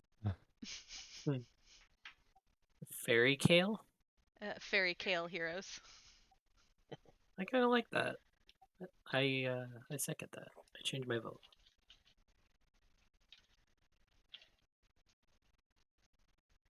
The medium rares. Oh, Zeph in chat recommends Team Better Than It Looks. Nice.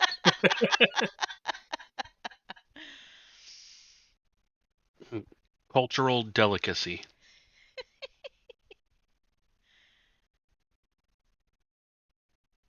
Oh, I like the secret ingredients. Secret. I like that one actually a lot. Everyone knows what that ingredient is. It's LSD. It's actually puns. Is it violence? Is our secret ingredient violence? Oh, it's violence. I'm sorry. Well, I take it back. There could be two LSD? things. It's either violence or semen. Who knows? One of those. It's either LSD or it's crime. We also have the winning team as a name. So it sounded like Nacho Team was probably a strong favorite for top 3. Let's come up with 2 others and then just vote from those 3. Secret ingredient was a good one. Say we got I Nacho like that Team, if we can go secret the ingredient. secret ingredients because we're 6 people. Yeah. Yeah. If you're open to that. Very Oh, I like rule that. breakers because we're not following the rules. We could also say code breakers. Anything else you want to consider, or are we just happy on secret ingredient? The secret ingredients. Nacho Team, and I think like for my third would be Penetrators. I did very much like Penetrators. I mean, like the 12-year-old inside of me wants to be the Penetrators. I mean, we could put it up. He said we just had to pick 3. So that way we could just chuckle every time. Right. Just one. Plus, I want to have Zell say Penetrators frequently. Type 1 if you want Nacho Team, type 2 if you want secret ingredient, type 3 if you want Penetrators. All right, I want to hear from chat and Twitch too. Zeph and Trollin, you have to give us your input. So 1 for Nacho Team, 2 for secret ingredients, and 3 for Penetrators.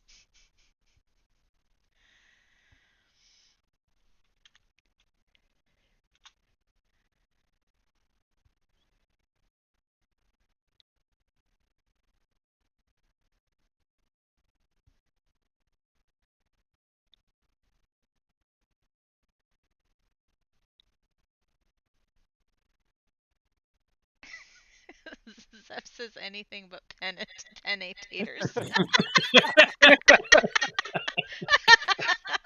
I think Okay, hold on. I think that signs it. We're doing Penetrators. All right. I'm changing my vote to 3.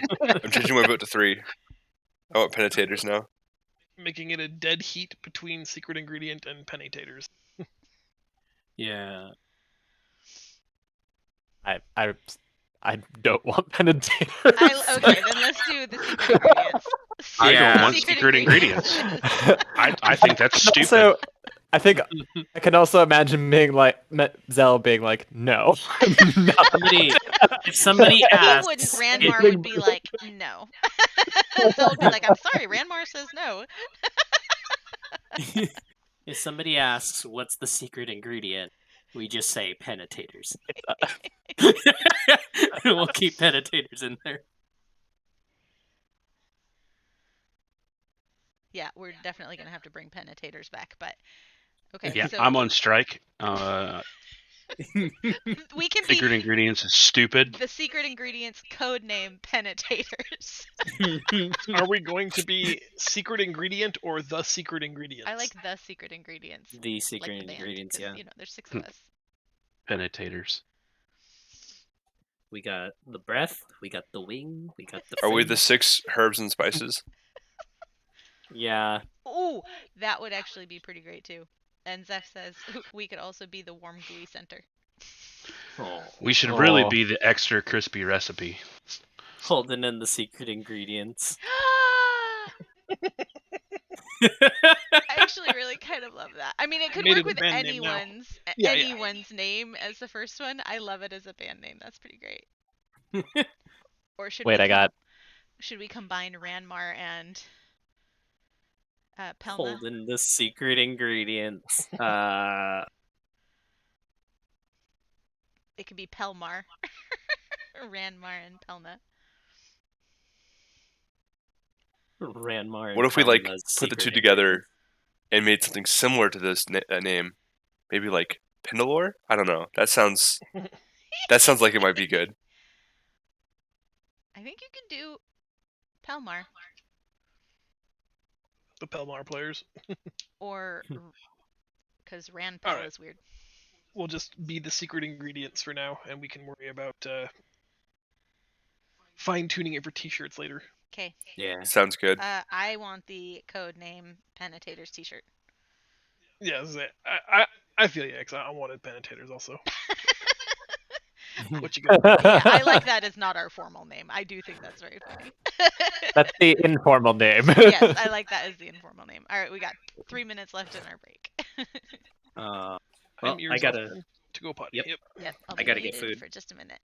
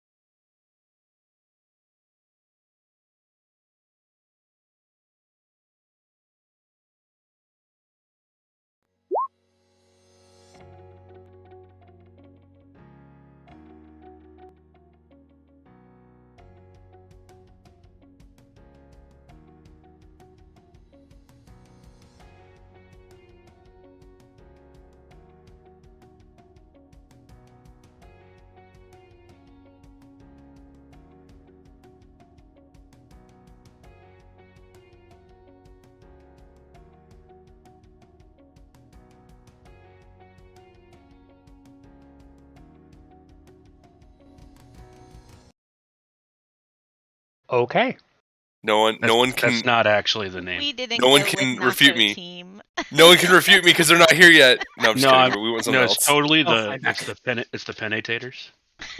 No, that's our code name. Our code name is Penetrators, and our actual name is the secret ingredients. Yeah, we want secret ingredients. We got help from That's chat. not bad either. And Zeph and Trollin did not want you to have to say Penetrators over and over again throughout the campaign. And that's the major reason why I wanted it. Okay. It's probably the only reason. No, and it makes my 12-year-old self giggle every time I hear it. Same. Yeah. That's why it's our code name. All right. Data clock, are we all back? Yeah, finally. Ma'am, it's 11 o'clock. I don't know what you're smoking. It's 11 It's o'clock. 10. Are we all back? Oh, okay. It's 10 o'clock. Okay. So is everyone back? If you're not here, speak up. I was about to say I'm pretty sure the only voice I hadn't heard was Try's. Have I heard from Feisty? Yeah. Yes. Okay, perfect. All right. Then I think that's everybody. All right. Well, let's do some time traveling. All the way to tomorrow. Oh no. So is that a It's long too far. rest? We get all of our It is stuff back? absolutely a long rest, yes. Yes. Ooh, does that mean I heal? Mm-hmm. Yeah. How much do I heal? All of it? Hey, Zell, can I ask a metagaming question? Yeah, X overnight you get full. Probably.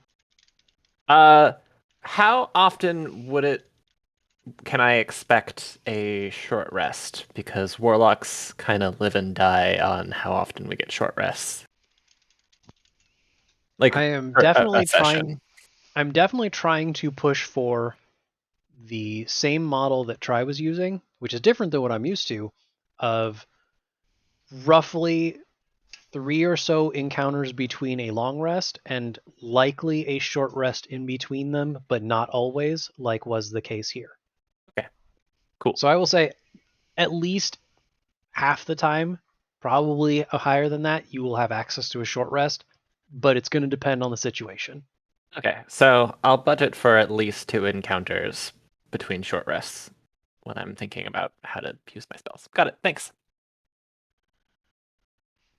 Again, I reserve the right to be wrong on that because I don't know, I haven't designed the whole campaign yet. I know, but just most of it. It's nice to have in the back of my mind since resource management is very important for casters. Mm-hmm. Just be a cleric like I was and have all of your best spells be innate. I am a cleric. Oh, that's right. All right. So we can skip ahead through some of the pretty straightforward stuff of you can leave the guild hall, find some place to get cleaned up, have a good group discussion, come up with a great name, get some sleep, right? As mentioned, the badges that Racklin gave you pretty much give you free access, and considering most of the city just left the city, it's not hard to find an inn that has space available. I'm not going to make anybody make like streetwise checks to try and find a place to sleep. That's awful. So we'll move ahead to the next morning. You guys have a little bit more check-in to do with Racklin to turn in paperwork and give the team name, but also presumably have your first assignments to go get. During the long rest, I talk with my Tabaxi friend and tell him the great news. All right, yeah, let's absolutely do that before we get the group back together. Yeah. You also, I was going to say rescue, but you've already done that. You pick up Neko, and he is very excited to meet up with you. He was a guess. Feel free to correct me. I think that was right. Yes. Yeah, go for it. Yeah. Neko, it's good to see you. It's been a while. Sorry I left you at the inn. You've been gone all night. What happened? So, got dragged in to be a part of this crazy cooking festival that they talk about in this town. Ooh, well, that sounds like fun. Yeah, and I think if I remember correctly, I think it was the Penitent. No, it's not that one. I think we talked about the Secret Ingredients. I think is our team name. Ooh, wait, What do we win? Well, me and 5 other people are going to be in a in this tournament, and when we get top spot, we get to be part of the guild, the Culinaries Guild. Wait, really? That's amazing. Yeah. And What can we do? How can I help? Ooh, am I one of the people? I think it's only people with this badge, and he shows him the badge. Oh, okay. Yeah. But I want you to come meet my friends, my other friends that I just met, because Sure. I want them to know that you exist. Yeah, let's do it. Yeah. They're nice. There's a bird guy, one that loves jokes. If you really like jokes. There's a silent guy that has a really weird machine, but it made a really like loud sound, but it was interesting. Then there's a really scary guy, but the first time that he intimidated, it was interesting. He was still scary, but he wasn't scary. I don't know. But then there's this I'm really tentatively scared, yeah. yeah. And then there's this this one guy with a lot of charisma. Like he just commands respect almost. It's interesting. I can't wait. Let's go. Yeah. What time is it? Well, late. Yeah. I'm assuming this conversation would happen when you first encountered. So Yeah. probably sleep and then meet. Yeah. Let's sleep and then meet up with them. Right. Okay. Yeah. I can't wait. All right. Any other impressing night things that people want to do? Besides tell terrible jokes. Yeah, I am ignoring that. But they're so good. Half of them are.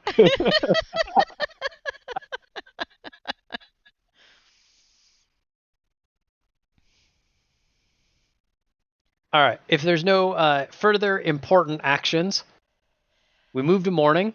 The team reconvenes.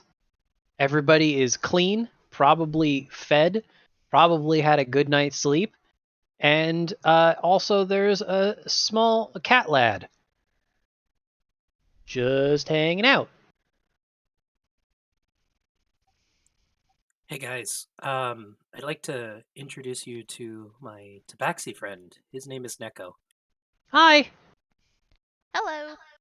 Is their favorite tea kitty? Get out. Nailed it.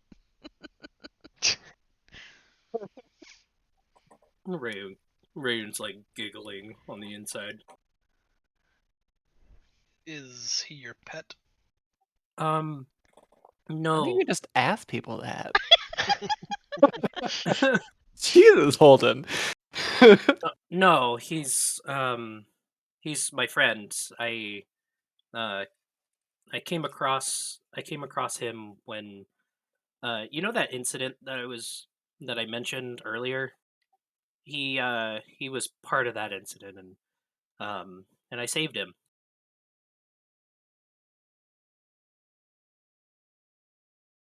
So it's like a life debt thing, or will he be hanging around with us a lot? The tiniest Chewbacca. For the most part, yes, until there's like a safe place to house him, and with your permission, Neko, find you work so that you can be productive and take care of yourself if necessary. It might be pretty helpful if he's willing to be our eyes and ears while we are out on our missions to stay with Ranmar and Pelna and, like a spy? Yes, maybe.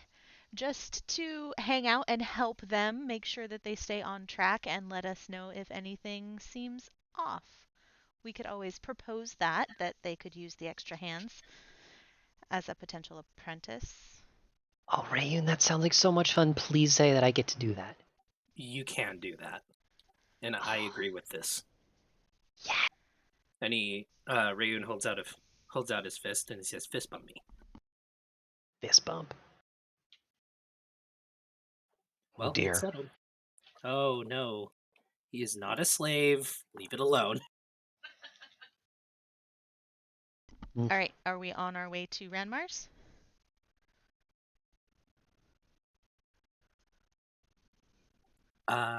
Yeah, I think that's okay. Do we each have a badge, or are we all sharing one badge? Everybody has a badge. Nice. All right, then I guess to Ranmar, yeah.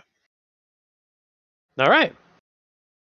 Tell Rapid on the way out that I appreciate it, that I will, of course, remember that this badge entitles me to the highest level of guild access privileges, and not to worry about it. Yeah, it will go far with just about any administrator if you just like mumble the secret phrase of, "Yes, I know I'm not a member of the Culinarians Guild yet." So giving him a bit of information, letting him know the team name, the secret ingredients. That's very easy to do. The guild hall is starting to wake up and there is some activity. The town is waking up too. It's kind of like everything's back to normal. And yeah, we could fast travel you guys straight to Ranmar's kitchen. No secret God Herald encounters this time. Thank goodness, I don't have enough scenes for those.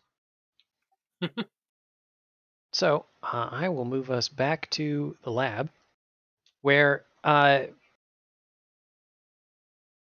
and Ranmar are both excitedly poring over books, and there are a couple dishes forming.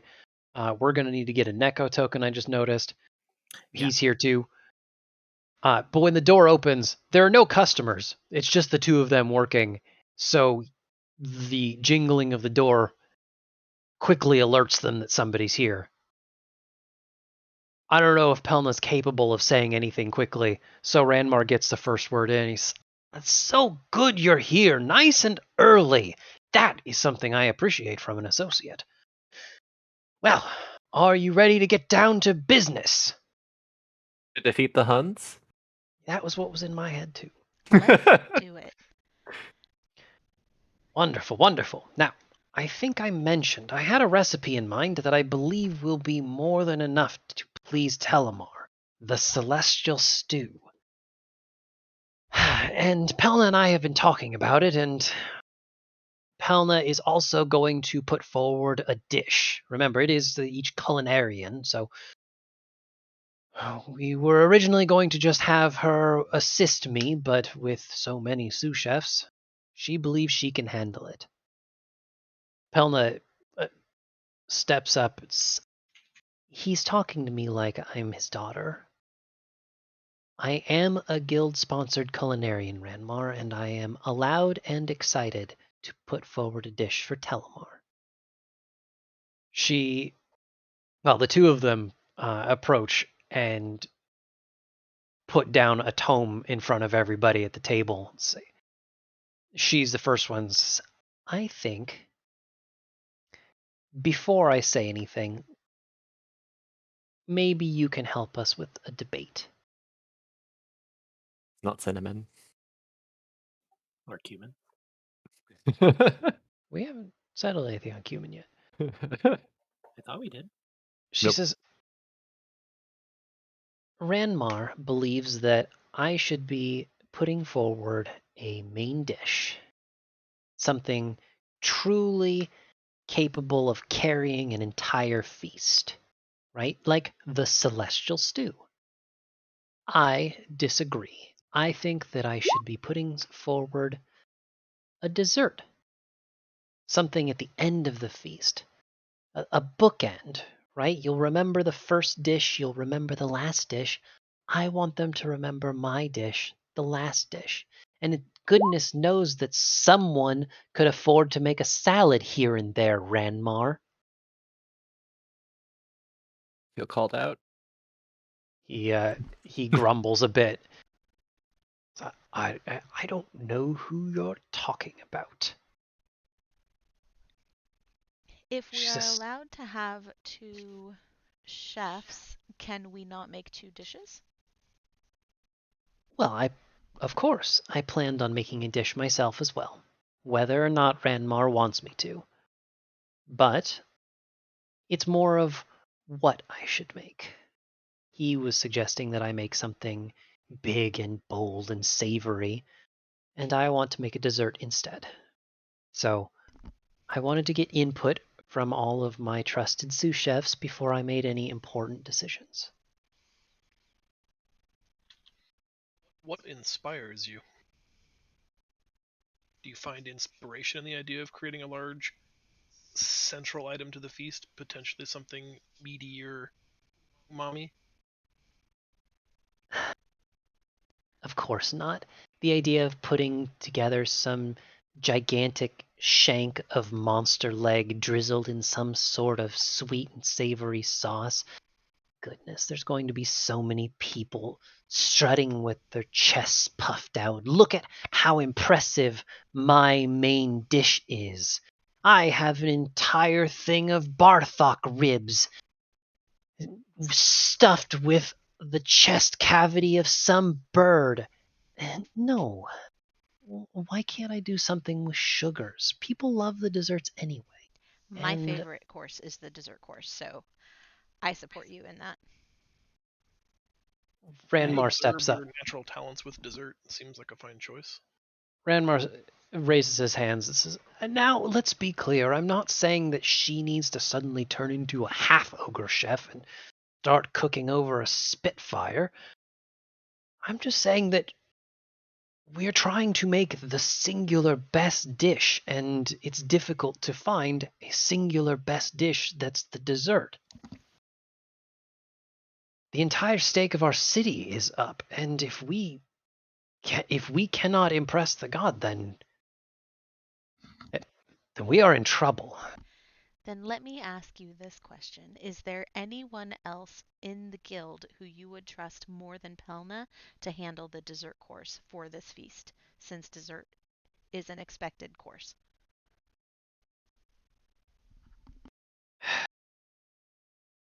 Rightly, no. There are not many that can do a dessert as well as Pelna.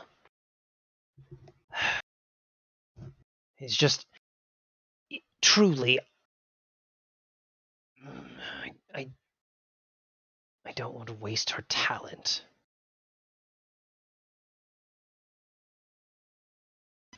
Is there anything in the culinarian guilds of Telemar suggest that the god is less interested in dessert, perhaps more interested in a main course? No. I'm not even convinced of the cinnamon anymore. The translation was terrible. Who writes a cookbook in Abyssal? Terrible for translation of ingredients. We could find hardly a thing about Telemar. It would probably do us well to send one of you to the Temple of 1,000 Gods. It's on our to-do list. Yes, exactly. I might have said that yesterday. It's been a long night. Forgive me. Yes, if you find yourself in the area, we have ingredients to track down, so perhaps we can find the time. Very well. Pelna, yes. Make your dessert then. I concede. She smiles and claps her hands together. Perfect. Good. Oh, well, Tyrus died. It's fine. Take Sorry, care of guys. yourself. Don't worry about it. My allergies are just not kicking out. I'm so sorry. No worries. Catch the VOD, and I catch some definitely Z's. will. Night, guys. Take care. Night. Good night. Well, all right. So we have a dish and a dessert to prepare. Pelna and I were speaking, and we are not sure of what proteins to use. I want to do more research and find something that will work well with the stew. So in the meantime, I think it's best if we focus on the flora. And equipment. I do need some equipment still. She rolls her eyes and says, I swear if you bring up your I want my combustion pot back! She throws up her arms. Of course you do. Seems fair. Where is it? It's in Noka Bay.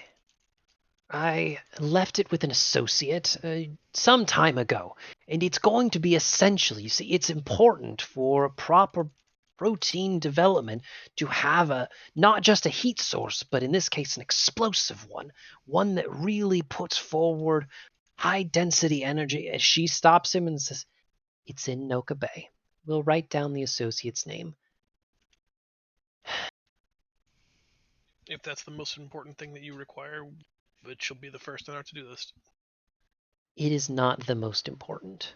Please don't think that his combustion pot is the most important ingredient. Arguably, you could get the combustion pot last. I want it! You will get it eventually.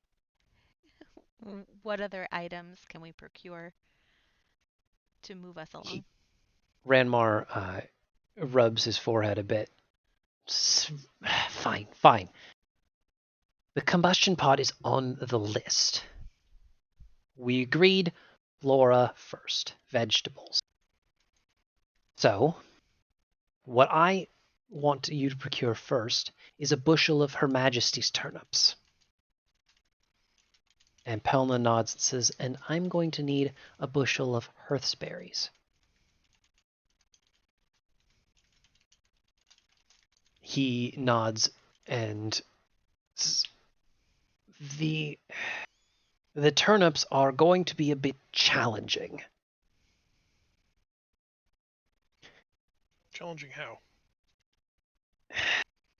Well, the name is not because of some fanciful king that really liked these turnips, no. The name comes from the glade in which they grow and the creature guarding them. Have any of you heard whisper of the Queen of Spite? Is it not Can Mira? Can I roll to see if I know it? You can feel free to roll, yeah. What would you like? Nature. Okay.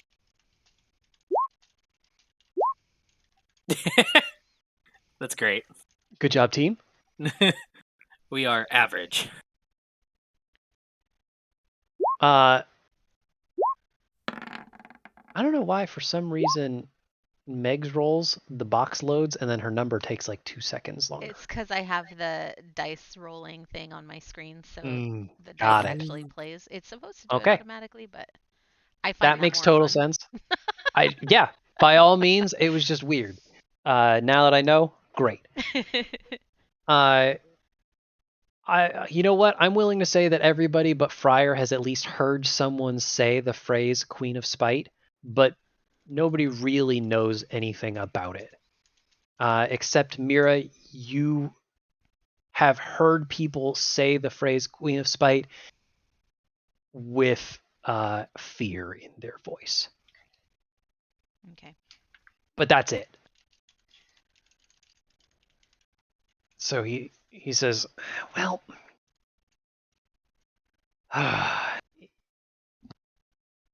the Queen is a nasty beast. Let me start by saying this. Under no circumstances are any of you to engage this thing in a hunt. Do I make myself clear?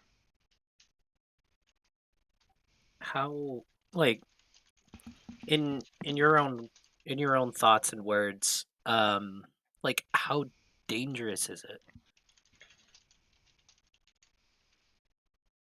You're working with Racklin, aren't you?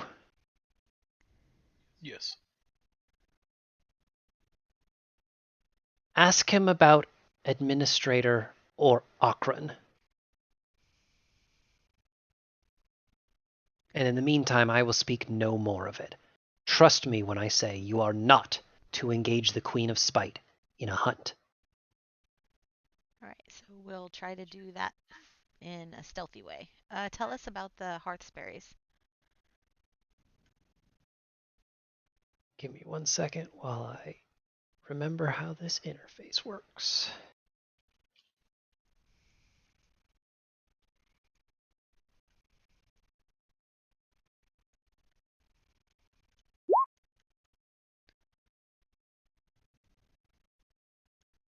Pelna smiles again.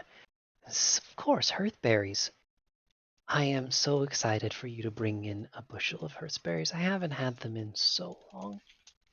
In theory, I would prefer them fresh, but if you can find them jammed, oh, that would be lovely. They are not for your eating, Pelna. For the recipe. Yes, of course, but I can use them jammed. And where can we find them? Well, my best suggestion is to head to Mirror Bay. It's a good distance travel, but there is a farm that still should produce them, and it's about the right season, but they will definitely have plenty in reserve. The berries are going to be an essential ingredient because of the tone that they will set for the entire dessert. But this is very important. I need them to be overripe. As close to bursting as possible, as dark a flesh as possible. I want them to be practically unsafe to eat. And trust me, if you get to a good grower... Oh, I know a good grower. Look, yes. Ranmar says, how are you just remembering that? Yes. Find Hallen Farms. The proprietor, Eric Hallen, he's the one that you want. Well, we're friends. I swear to you, Pelna, if this is just an opportunity for you to rekindle an old flame, it is not.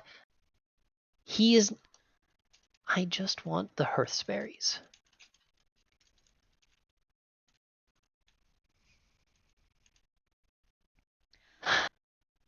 Feel free to take a sample of them as well. I think it's important that you taste everything that we're going to be putting into the dish.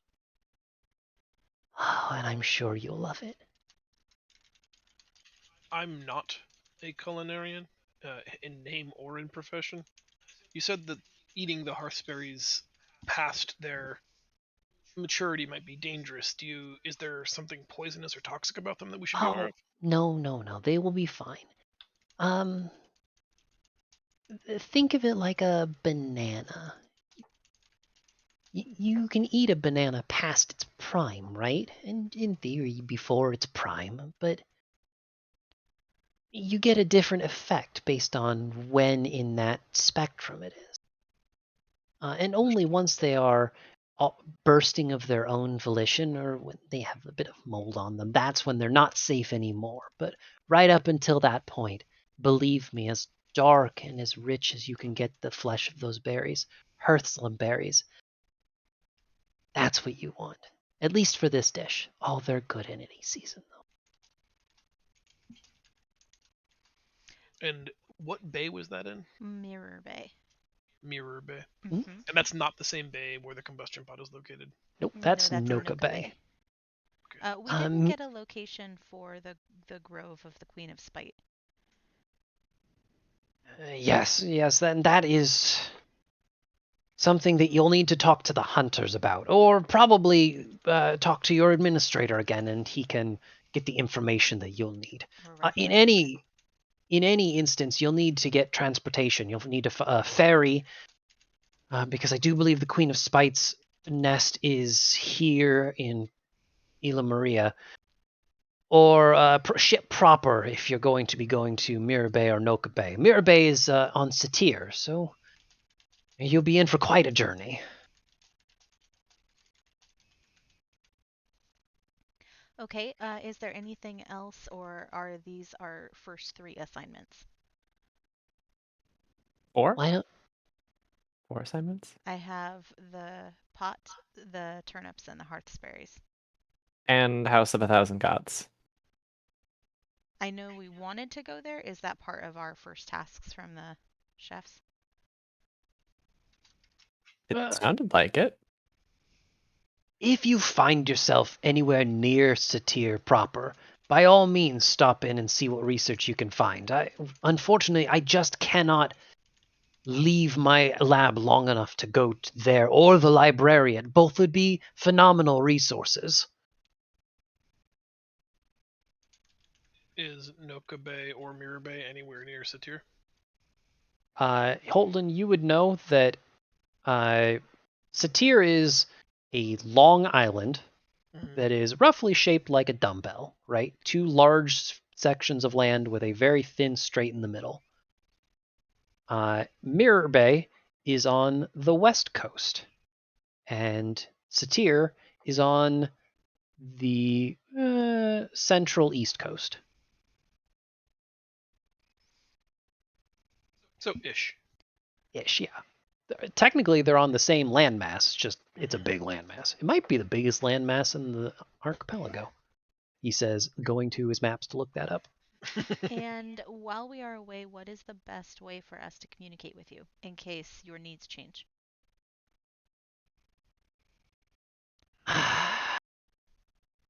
Unfortunately, I don't have a great way. There was something I'd heard of, but I can't think of anything myself as far as anything better than... A brilliant inventor once gifted us a communicake. Are you familiar with this cooking technique? That's not a real thing. That was debunked years ago. Oh, my misunderstanding. It was... Have you tried a communicake? No. I use with deception.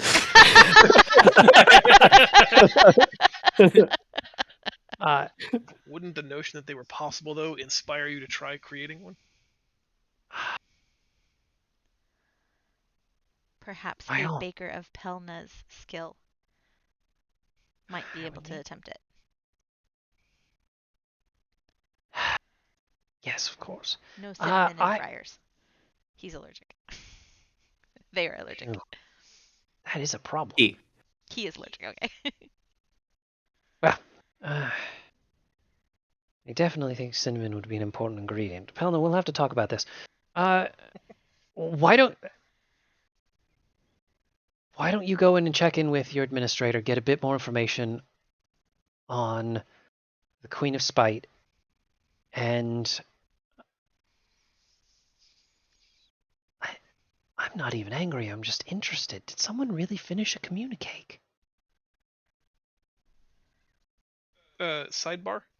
Sure. I remember that, like, our code names were sworn to secrecy, and our purpose is kind of, I don't think was supposed to be meant. What was there ever, to anybody in the player's knowledge base, were we not supposed to talk about the communicake? I remember the code names were secretive, but I would like to share that we've had a communicake with Ranmar, but not if it's supposed to be on the deal. I don't remember that. I can say with confidence that it was experimental, but that it was not, like, forbidden or anything. Yeah. Okay, thanks. That, I'd like to tell Ranmar that I have, in fact, once and only once in my life, successfully used, I chuckle, a communicake. Its technology is beyond my understanding. It seems more culinary art than it does artifice science, but it is a remarkable creation all the same. Well, everything that you just said does ring true of Culinarians Guild. I suppose if anybody could do it, it'd be us. Well, if you can find whoever gave you that, I don't know who it is, but if you can get a hold of another one, perhaps we can make something of it. At least a temporary one, maybe a one-time use consumable. Most of what we do is consumables. So sorry, this is raising all sorts of questions. Hopefully it won't derail your process on the Celestial Stew. No, I have plenty of time while you go investigate and gather ingredients. Pelna interrupts and says, but only so much attention, Ranmar. You have your assignments for now. Check in with the administrator before you leave to get any information you can on the Queen of Spite, and to secure transport out of the city. Thank you, Pelna, we will. Actually, chefs, can I talk to you for a sec? Of course. What can I do for you? My friend Neko, and I put my hand on his back. He's been traveling with me, and if we're gonna be traveling to different places far out of the city, would it be okay if he worked with you guys, gathering ingredients, doing whatever you guys need doing here in town? As quickly as Ranmar can say, absolutely not, Pelna says, absolutely. He gives her a look as if she is inviting something into the house, and she gives him a look as if she has invited something into the house, and please can we keep it? The two of them glare for a good couple seconds at one another before he says, Fine. Let every stray hand you find into my lab. Can he hold a knife? I pull out a knife and I give it to him. Fine. Very well. I can use an extra set of hands. Don't think that I'm going to go easy on you just because you're small, lad. I have every intention of getting as much work out of you as I can. No one slacks as long as the city's in danger. Neko nods. Whatever you say. I'm your eyes, ears, and hands. And Pelna nods once again. Anything else? No, that was the biggest concern for me. Of course. Taking care of our friends and family is why we are doing this. Thanks In that again. case, I wish you the best and safety and satiation to you all. I'll see you later, Neko. He does go in for a big old hug real quick. Knife firmly pointed away. I give Neko a big hug. And Neko and the two culinarians start diving into these books. All right, let's head back and talk to Racklin about Administrator Akron.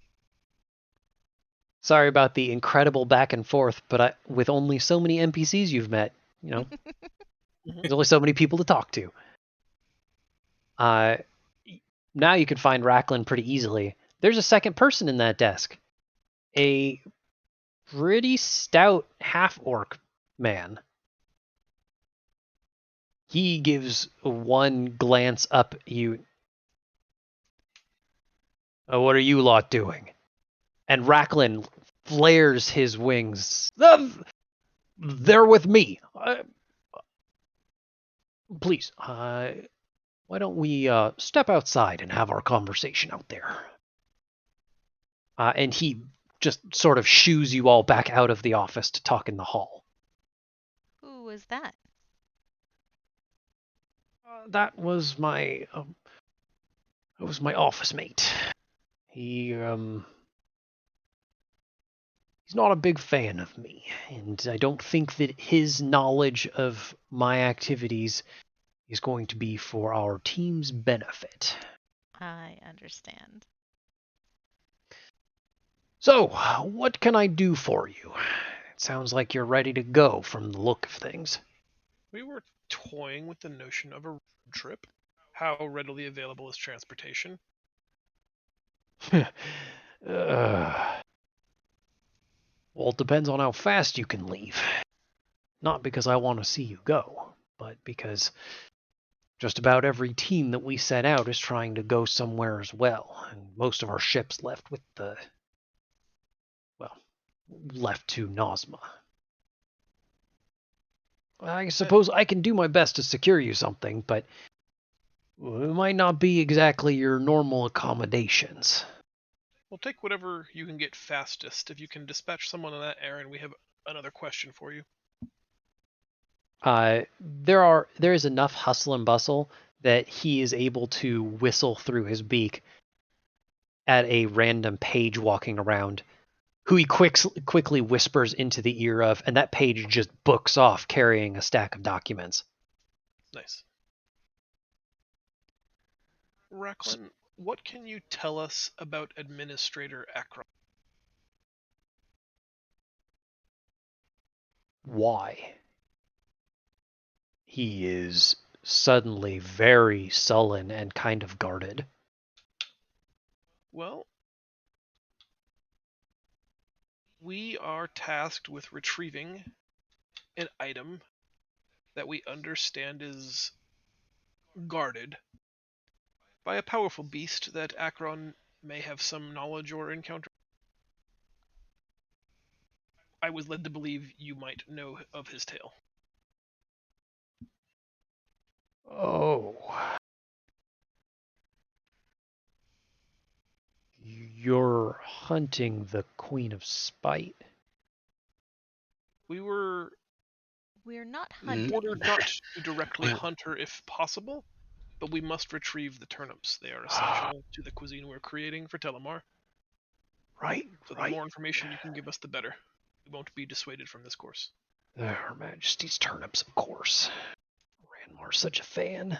Oh. All right. Here's the thing. Administrator Akron was one of my reports back when I worked in enforcement with the Hunters.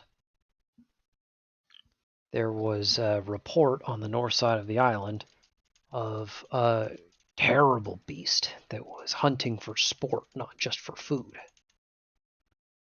So we dispatched a team of hunters, not even intending for them to perform the hunt so much as just to get information and bring it back to the guild. And one of the members of that team did make it back. The other three, including Administrator Akron, did not. The Queen is a nasty thing. Allow me to paint you the best word picture I can. Picture a kite, right? 30 feet wide and shaped like a T. So all just wings and tail. Sort of like me. He fluffs his feathers a little. Now, picture that kite-like creature just made up of one big membrane. Think like a bat membrane. But every conceivable place that you can think that creature might have a hook. The big old bony hook. 2-3 inches long. Sharp as the fiercest dagger we could make. Now picture that membranous, hook-laden, T-shaped kite wrapping itself around its victim like it's giving it the big old hug. And now, if you have the stamina for it, imagine that 40-foot kite-hooked beast rapidly releasing that hug, pulling outward, and having 1,000 hooks all pull out at the same time.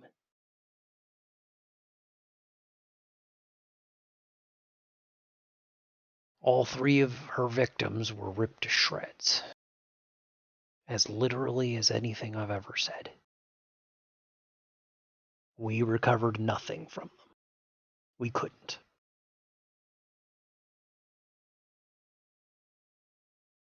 Auckern was a good friend of mine, not just a reporter. And the last thing that I want to do is send any one of my team to that same fate. So, if the turnips are that important, then I need to stress, listen to Ranmar. Do not get caught by this thing. Please. Understood. If such a fearsome creature exists, and it exacted such a toll on the party, why were not more hunters sent to end it? Why does it still exist? Because we can't. The reports that we got said that the weapons that they were using, Hunter's Division weapons, some of the best crafted weapons from monster parts we could find, were bouncing off of its hide.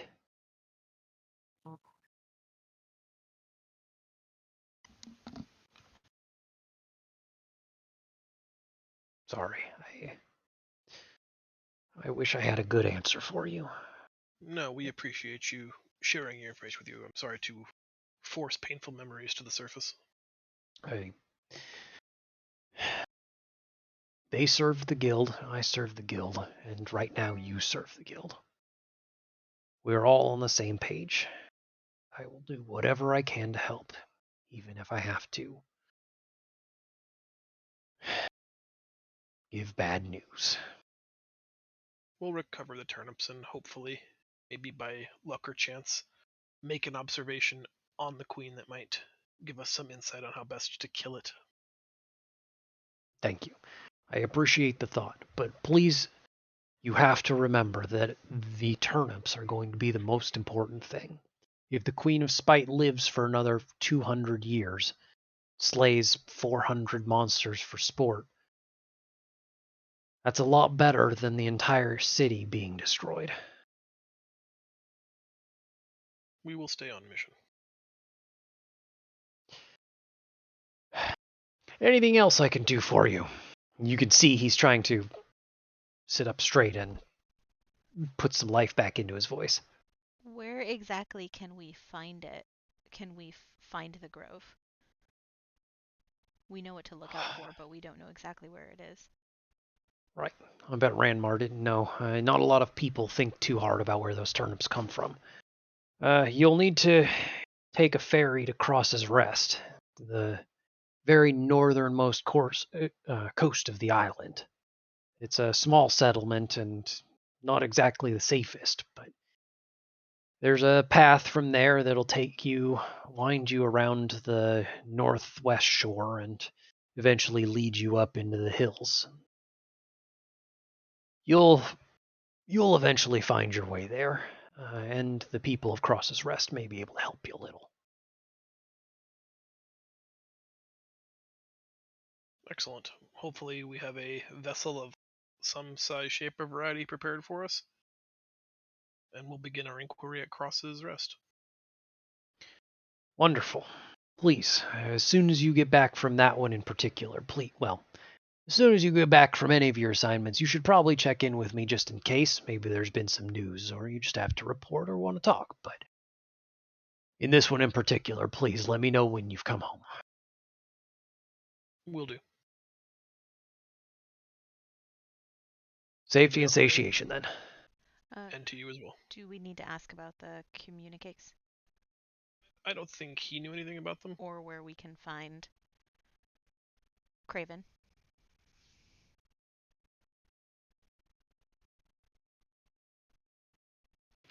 It'd probably be a good idea to ask him where Craven, like if he knows of Craven or where we could find him.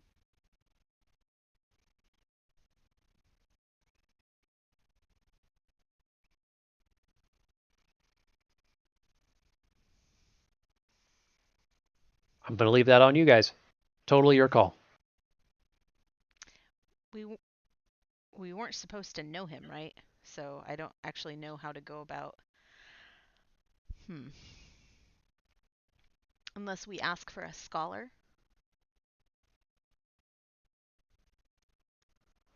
This is like a fun mini quiz of how much do you remember about this character that I told you so much about?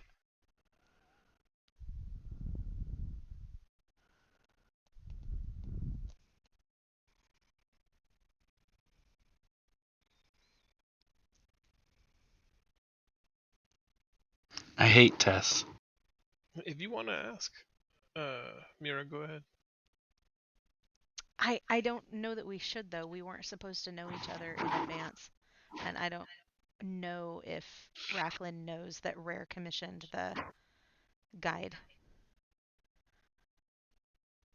for us. Like, I don't know if that was widely spread to everyone that participated or that is participating in the hunt, or if that was just for us specifically.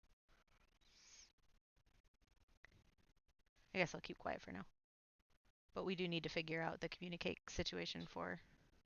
Yeah, I wasn't going to say anything because I remember when we got the code names, I thought that there was supposedly some kind of air of secrecy. I don't remember that session well enough. Yeah, I don't think we should just ask for him outright by name. Okay. Yeah. Okay. No worries. In that case, any other business? No. Where will we meet our vessel? Down to the docks. There's a... Well, you saw the page that I was talking to. He'll be waiting for you with whatever ship we're able to scrounge up. Sorry, I wish I could say more on that, but I don't even know if we're going to get something that can float. It just has to mostly float.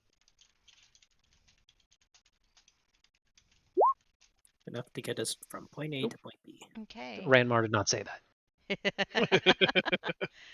that. So is there anything else that we want to do in town? Is there anything you need to stock up on before we head to the docks? Because that's probably a good spot to end it, and we'll get on the vessel during the next session. Here, how about this? We will start the next session at the docks. Okay. But in the meantime, I would like you guys to let me know of your plan. Like, what objective, what goal, what task are you guys aiming to complete first? I think the most difficult one is likely going to be getting the Majesty's turnips from the glade guarded by the Queen of Spite. So let's at least see how accessible that is. And if it turns out that we need either a distraction or reinforcements, or it's just beyond us for now, we can pivot to something else. But I feel like that's likely the biggest hurdle before us. What if we did that one last? Well, that one is also closest to us, so I think it'll depend on the size vessel we can get, because he said that we could take a ferry to the turnips, but we have to have a proper ship to get to Noka Bay or Mirror Bay. So if we can only get a small vessel, then we go to the closest location. Otherwise, it may make more sense to start farther away and work our way back. I'm not sure. I'm also a little concerned, we didn't talk about it, but the hearthberries, if they age something similar to bananas, and she needs them at a specific stage of ripeness, we can't take them at their already overripe state because they will have molded by the time we get them back to her. So I don't know if there's going to be a sense of urgency in returning those to her if we don't get them in jam form to preserve them. Speaking as will a the baker. bag of holding help with preservation at all? You know what? Honestly, probably.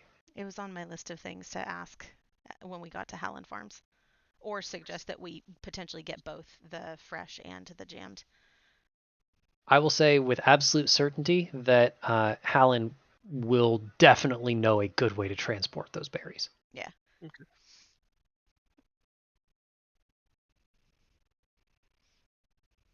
All right, that being said, I didn't actually get confirmation on a plan. Is the plan just show up to the dock and see what ship you have, or did you have one that you would like to try and accomplish? I think the ship that we have is going to dictate what we can do. Yeah. Okay. Then we will let fate decide. Excellent. If you can tell us what kind of ship we'll have, we can pick an next. No problem. In that case, I will spoil for you. You will get a ferry. Okay. So, yeah, turnips first, and then hopefully there will be big ships available by the time we get back to do the other outings. Yeah, we can at least scout the Turnip Island, see if we can spot where there might be some away from the witch. All right, turnips it is. Yep. Okay. Well, in that case, Team Turnip. No, we're Team Secret Ingredients. Yeah, the secret ingredient is turnips. Oh. No, that's incorrect. It's penne-tater. Penne-taters. that is the secret ingredient. Yep. We never talked about it in session 1. I have 10 gold on my character sheet. Is that accurate to how much money I have? And does anybody else have an equivalent sum of cash? I have 15 gold. I probably pickpocketed it from you, or you bought stuff before we started. No, I only did the starting equipment at level 1. Mm-hmm. Yeah. 15 gold. I think it... Doesn't it depend on your class and or back? I think it depends on your class. Yeah. What I was thinking is, if this is as large a city as we've ever been to, because the only city we've ever been to so far, did it make sense to pool our resources and look at buying something like a healing potion? I am a healer. Yeah, we have a healer and I have healing spells as well, so both of us would have to be incapacitated to not be able to help. Sure. I also have Spare the Dying as a cantrip, so no one's gonna die unless it's me. And hopefully I can stabilize you, so that shouldn't be a problem. Maybe we can put the cantrip on a scroll at some point, and then we have the backup Spare the Dying scroll. That's probably a good idea. I am going to break the shroud of GM secrecy and politely remind you that you do also have limited requisitions powers from the guild. What does that mean exactly? It means you can ask for stuff, and as long as you're not asking for crazy stuff, you might be able to make that happen. So we might be able to get a scroll. I want a goddamn communicate. Okay, you're not going to give me one of them. I mean, we could ask you didn't ask for it. Some type of communication device, so that we can stay in touch with our chefs. We were talking about communicate specifically, but we could ask for just something in general. Yeah. It's not uncommon for people in my field to create something like sending stones. All right, let's do it. Let's ask, or submit a requisition for. All right, so I'm going to adjust my end of game notes because we're going to probably start the session off the next one because it is 9 o'clock and I don't want to keep at least X late. Let's start the next session with requisitions and boating. I'm drinking beer. We're good. Okay. That's fair, but still, I want to be respectful. So we will do with the requisitions at the beginning of the next session. Sound good, guys? Yeah. Yeah. C. I'm just going to make some more notes. Thanks for another satisfying session. It was very good. Even though I basically almost got one shot by a fucking chili monster. Yeah. Right? Heartburn! Need some Pepto after that.